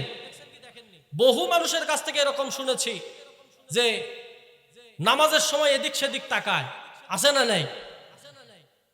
আমার ভাইয়েরা, এটা আমাদের মা বোনদের উদ্দেশ্যেও একটু বলতে চাই। মা বোনদের একটা বড় সমস্যা হলো, নামাজ তারা ঠিকই পড়ে কিন্তু বেল শেষ হওয়ার পরে পড়ে। হ্যাঁ, নামাজ তারা ঠিকই পড়ে কিন্তু বেল শেষ। সারাদিনের যত কাজ সব শেষ করার পরে নামাজ হলো নফল। আর এতদিন যা করছে, সারাদিন যা করছে, এটা কি? ফরজ। এ করার পরে বেল যখন যায় তখন কোনো মতে উজু করে, পাও ভিজলে ভিজলো, না ভিজলে নাই, ওই রকম করে আসে আল্লাহু আকবার করে নামাজ পড়ে। আর যদি ধান শুকাবার দিত নামাজই হয় না। ঠিক না ঠিক? সকলের উদ্দেশ্যে বলছি, সালাত কায়েম মানে হলো খুশু আর খুজুর সাথে সালাত আদায় করা, ধীরস্থিরতার সাথে। আপনি আল্লাহর সামনে দাঁড়িয়েছেন, বিশ্বনবী বলেছেন তুমি যখন ইবাদতে দাঁড়াবে যেন তুমি আল্লাহকে দেখছো। তুমি যদি দেখতে নাও পাও, মনে করবে আল্লাহ তোমাকে দেখছেন। তুমি আল্লাহকে দেখছো, তুমি যদি দেখতে নাও পাও, কে তোমাকে দেখছেন? আল্লাহ তোমাকে দেখছেন। আল্লাহ আপনাকে দেখছেন, আর আপনি যে উঠবস করলেন, মুরগির মতো ঠোকর মারলেন, এই ঠোকর মারা দিয়ে আল্লাহর সামনে বেয়াদবি হলো কি না? জোরে কর আমার ভাইরা। এই জন্য সালাতের ব্যাপারে আমরা সচেতন হব ইনশাআল্লাহ। আমি আর দীর্ঘ সময় টানা চালাবো না, আর মিনিট 5 বলেই শেষ করে দেবো ইনশাআল্লাহ। আমি দেখতে পাচ্ছি আপনাদের মধ্যেও একটু শুরু হয়ে গেছে। আমার ভাইয়েরা, সালাত কায়েমের আরেকটা অর্থ হচ্ছে, আপনি এটাই শেষ কথা, সালাত কায়েমের আরেকটা অর্থ হচ্ছে যে আপনি যে সালাত আদায় করেছেন, যে সালাত আদায় করছেন, এই সালাতের যে শিক্ষা, এই শিক্ষা নিজের জীবনে, নিজের সমাজে বাস্তবায়ন করা দরকার। আল্লাহ রাব্বুল আলামিন বলছেন কোরআনের কারীমের মধ্যে, ইন্নাস সালাতা তানহা আনিল ফাহশাই ওয়াল মুনকার, নিশ্চয়ই সালাত তোমাকে খারাপ কাজ, মুনকার কাজ থেকে তোমাকে বিরত রাখবে। এখন বলেন, যে ব্যক্তি সালাত আদায় করে ওই ব্যক্তি খারাপ কাজ করে না? করে না? করে না? ফজর নামাজ পড়েই নিয়ত করে গেছে যে আজ আলেনা বেশি করে কাটবো। ফজর নামাজ কিন্তু পড়ছে, হয়তো জামাতের সাথেও পড়ছে, কিন্তু নিয়ত করছে আজকে একটু কোদাল। আপনার মনের খবর পৃথিবীর কেউ না জানলেও কে জানে? আল্লাহ জানে কি জানে না? আমার ভাইয়েরা, এই জন্য এই যে শুরুতে যে কথা বলছিলাম, এটাও তাকওয়ার বিষয়, এটাও তাকওয়ার একটা বিষয়, যে কেউ জানে না, যেটি জানেন আল্লাহ, তাকে ভয় করার নামে কি? তাকওয়া। এই জন্য সালাতে আপনি শিখলেন যে সালাত সকল খারাপ কাজ থেকে আপনাকে বিরত রাখবে, মন্দ কাজ থেকে বিরত রাখবে। সালাতও আদায় করছেন, খারাপ কাজও চলছে, সালাতও আপনার বন্ধ নেই, খারাপ কাজও বন্ধ নেই। ওই সালাত কিয়ামতের ময়দানে আল্লাহ টোপলা বাইন্দা মুখের উপরে নিক্ষেপ করবে, হাদিসের মধ্যে এসেছে। ওই সালাত আল্লাহর কাছে কবুল হবে না। এই জন্য আমাদের প্রত্যেকটা জায়গায় সালাতের হক আদায় করে সালাত আদায় করা কর্তব্য। আমরা পারবো ইনশাআল্লাহ। যারা এখানে যুবক আছেন, সালাত পড়বেন ইনশাআল্লাহ, আদায় করবেন ইনশাআল্লাহ। আমার ভাইয়েরা, আর দীর্ঘ সময় চালাবো না, শেষ করে দিব। শুধু সর্বশেষ আপনাদের কাছে করজোরে একটি অনুরোধ করতে চাই। পবিত্র কোরআন, শুরুতে বলেছিলাম যে পবিত্র কোরআন আমাদের জন্য একটি গাইড বুক। আমরা ডানে চলবো না বামে চলবো, এটা শিক্ষা দেবে কি? কোরআন। আপনি পড়তেই জানলেন না, আপনি ডানে বামে চলবেন কেমনে? আমরা কোরআন শেখার চেষ্টা করব না ইনশাআল্লাহ। সর্বশেষ যে কথা বললাম, সালাত, আমরা সালাত ছেড়ে দেব না ইনশাআল্লাহ। আর এই কোরআনের বিধান সমাজে বাস্তবায়ন করা দরকার কি দরকার নয়? দরকার কি দরকার না? এই কোরআনকে এমনি এমনি বাস্তবায়ন হয়ে যাবে না, কেউ লোক লাগবে? লোক লাগবে কি লাগবে না? বিশ্বনবী বলেছেন, আল কোরআন হুজ্জাতুল লাকা আও আলাইকা, কোরআন কারো পক্ষের অথবা বিপক্ষের সাক্ষী হবে। আপনি যদি কোরআনের পক্ষের সাক্ষী নিতে চান, তাহলে কোরআনের কাজ করা লাগবে। কি করা লাগবে? কোরআনের পক্ষে কাজ করা লাগবে। কোরআনের পক্ষের কাজ কি? কোরআনের পক্ষের কাজ হচ্ছে এই কোরআনকে ক্ষমতা দেওয়া লাগবে। কি দেওয়া লাগবে? ক্ষমতা দেওয়া লাগবে। আজকে আমাদের কোরআনের কোনো ক্ষমতা নেই। এই কোরআন মসজিদের তাকের উপরে থাকে, আমরা পড়ি, এক হরফ পড়লে 10 নেকি, সুমা দিয়ে আবার রেখে দিই, এই জন্য আল্লাহ কোরআন নাজিল করেন নাই। আল্লাহর নাম নিয়ে বলছে এই জন্য আল্লাহ কোরআন নাজিল করেননি। আল্লাহ বলেছেন হুদাল্লিল মুত্তাকিন, এটা মুত্তাকিদের জন্য হেদায়াত, সকল ক্ষেত্রে হেদায়েতের জন্য এই কোরআনের প্রয়োজন আছে। সেই জন্য এই কোরআনকে বিজয়ী করার জন্য, কোরআনকে রাষ্ট্র ব্যবস্থায় নেওয়ার জন্য একদল মানুষের প্রয়োজন আছে, যারা জানে প্রাণে চেষ্টা করবে কোরআনকে বিজয়ী করার জন্য। আমরা যদি এই মানুষ, আমরা যারা এখানে একত্রিত হয়েছি, এই মানুষগুলো যদি এই এলাকার মধ্যে আমরা চেষ্টা করি যে কোরআন বিজয়ের পক্ষে আমরা কাজ করব, ইনশাআল্লাহ কোরআন এই এলাকায় আলো ছড়াবে, কোরআন এই এলাকায় আলো ছড়াবে ইনশাআল্লাহ। এই জন্য আমি আপনাদের কাছে উদাত্ত আহ্বান জানাবো যে এই জমিনে, শুধু এই জমিন না, সারা পৃথিবীর সকল জায়গায় দুই শ্রেণীর লোক থাকে। এক শ্রেণী কোরআনের বিপক্ষে, আরেক শ্রেণী কোরআনের বিপক্ষে কারা? মুসলমানদের মধ্যেও আছে। সূরা ইউসুফ 106 নম্বর আয়াত, আল্লাহ বলছেন ওমা ইউমিনু আকসারুহুম বিল্লাহি ইল্লা ওয়া হুম মুশরিকুন, তোমাদের মধ্যে ঈমান আনার পরেও কিছু মানুষ আছে এরা মুশরিক। ঈমান আনার পরেও কিছু মানুষ কি? মুশরিক। কারণ এরা সব ব্যাপারে আল্লাহকে মানে, আল্লাহর সাথে শরীক করে না, কিন্তু বিধান আর আইন দেওয়ার ব্যাপারে এরা মনে করে যে আমরা আমাদের আইন নিজেরা তৈরি করে নেব, আল্লাহটা আমাদের দরকার নেই। তার মানে সে কি হলো? মুশরিক হলো। কি হলো? মন খুলে বলেন কি হলো? মুশরিক হয়ে গেল। কারণ ওই ব্যক্তি ইবাদত করেছে আল্লাহর, কিন্তু হুকুম আল্লাহর মানে নেই। একটু আগে যে আয়াতগুলো পড়ছি, হাত কাটার আয়াত, জেনা করার আয়াত, মদ খাওয়ার আয়াত, এই আয়াতগুলো কোরআনে আছে না নাই? এই আয়াতগুলো কে বাস্তবায়ন করবে? আপনার আমার মতো সকল মানুষের প্রতি এই দায়িত্ব আল্লাহ রাব্বুল আলামিন ফরজ করেছেন যে তোমরা সকলে মিলে আন আকিমুদ্দিন ওয়ালা তাতাফাররাকু ফি, তোমরা দিন কায়েম করবে, তোমরা মতবিরোধ করবে না। দিন কায়েম করবে, মতবিরোধ করবে না। আমরা এই দিন কায়েমের জন্য কাজ করতে পারবো না ইনশাআল্লাহ? দিন কায়েমের জন্য যারা চেষ্টা করে, এই বাংলার জমিনে একদল লোক কাজ করে যাচ্ছে, আল্লাহর আইন চাই, সৎ লোকের শাসন চাই, কাজ করছে তারা। তাদের স্লোগানই হলো আল্লাহর আইন চাই, সৎ লোকের শাসন চাই। এই লোকগুলোর বিরুদ্ধে হাজারো ষড়যন্ত্র আছে। বাংলার জমিনে, আল্লাহর জমিনে আল্লাহর দ্বীনকে প্রতিষ্ঠা করার জন্য, এই কোরআনকে বাস্তবায়ন করার জন্য এমনও কষ্টের নজরানা নাই যে তারা প্রদর্শন করে নাই। শেষ পর্যন্ত নিজেদের জীবনটা দিয়া ফাঁসির কাষ্ঠে ঝুলে তারা প্রমাণ করেছে যে আমরা জীবনটা দিয়ে গেলাম বাংলার জমিনে কোরআন প্রতিষ্ঠা করার জন্য। আমার ভাইয়েরা, সেই মানুষগুলো কোরআনের জন্য জীবন দিয়েছে। আপনাদের থেকে জীবন চাওয়া হয় নাই, আপনারা শুধুমাত্র একটু কাজ করবেন, নিজেদের সমর্থনটা জানাবেন ওই সকল ব্যক্তিদের জন্য যারা কোরআন বিজয় চায়। নিজেদের সমর্থন, নিজেদের পক্ষ থেকে তাদেরকে সাপোর্ট করা, এতটুকু যদি না করেন, কিয়ামতের ময়দানে ওই সকল লোকেরা বলবে আল্লাহ, বাংলার জমিনে ইসলাম প্রতিষ্ঠার জন্য আমরা কাজ করেছিলাম, কিন্তু ওই সকল লোকেরা আমাদেরকে সাহায্য করে নাই, বরং যারা ইসলাম চায়নি এরা তাদের পক্ষে সমর্থন দিয়েছে, তাদেরকে তারা উঁচু করার চেষ্টা করেছে। এইটা যদি হয় তাহলে আপনার নামাজ কাজে আসবে না। আমার ভাইয়েরা, এই জন্য সর্বশেষ অনুরোধ আপনাদের কাছে থাকবে, এই জমিনে, এই এলাকায় যারা কাজ করছে ইসলাম প্রতিষ্ঠার জন্য, ইসলামী আন্দোলনের কাজ যারা করছে, তাদের সাথে থাকবেন ইনশাআল্লাহ। আল্লাহ রাব্বুল আলামিন কবুল করুক। আর বাড়াবো না, যতটুকু আলোচনা হয়েছে আল্লাহ তাআলা আমাকে আপনাকে সকলকে আমল করার তৌফিক দান করুন, আমিন। ওয়া আখিরু দাওয়ানা আনিল হামদুলিল্লাহি রাব্বিল আলামিন। আসসালামু আলাইকুম ওয়া রাহমাতুল্লাহি ওয়া বারাকাতুহু। সকলে দুরূদ শরীফ পড়ে নেন, দোয়া হবে ইনশাআল্লাহ।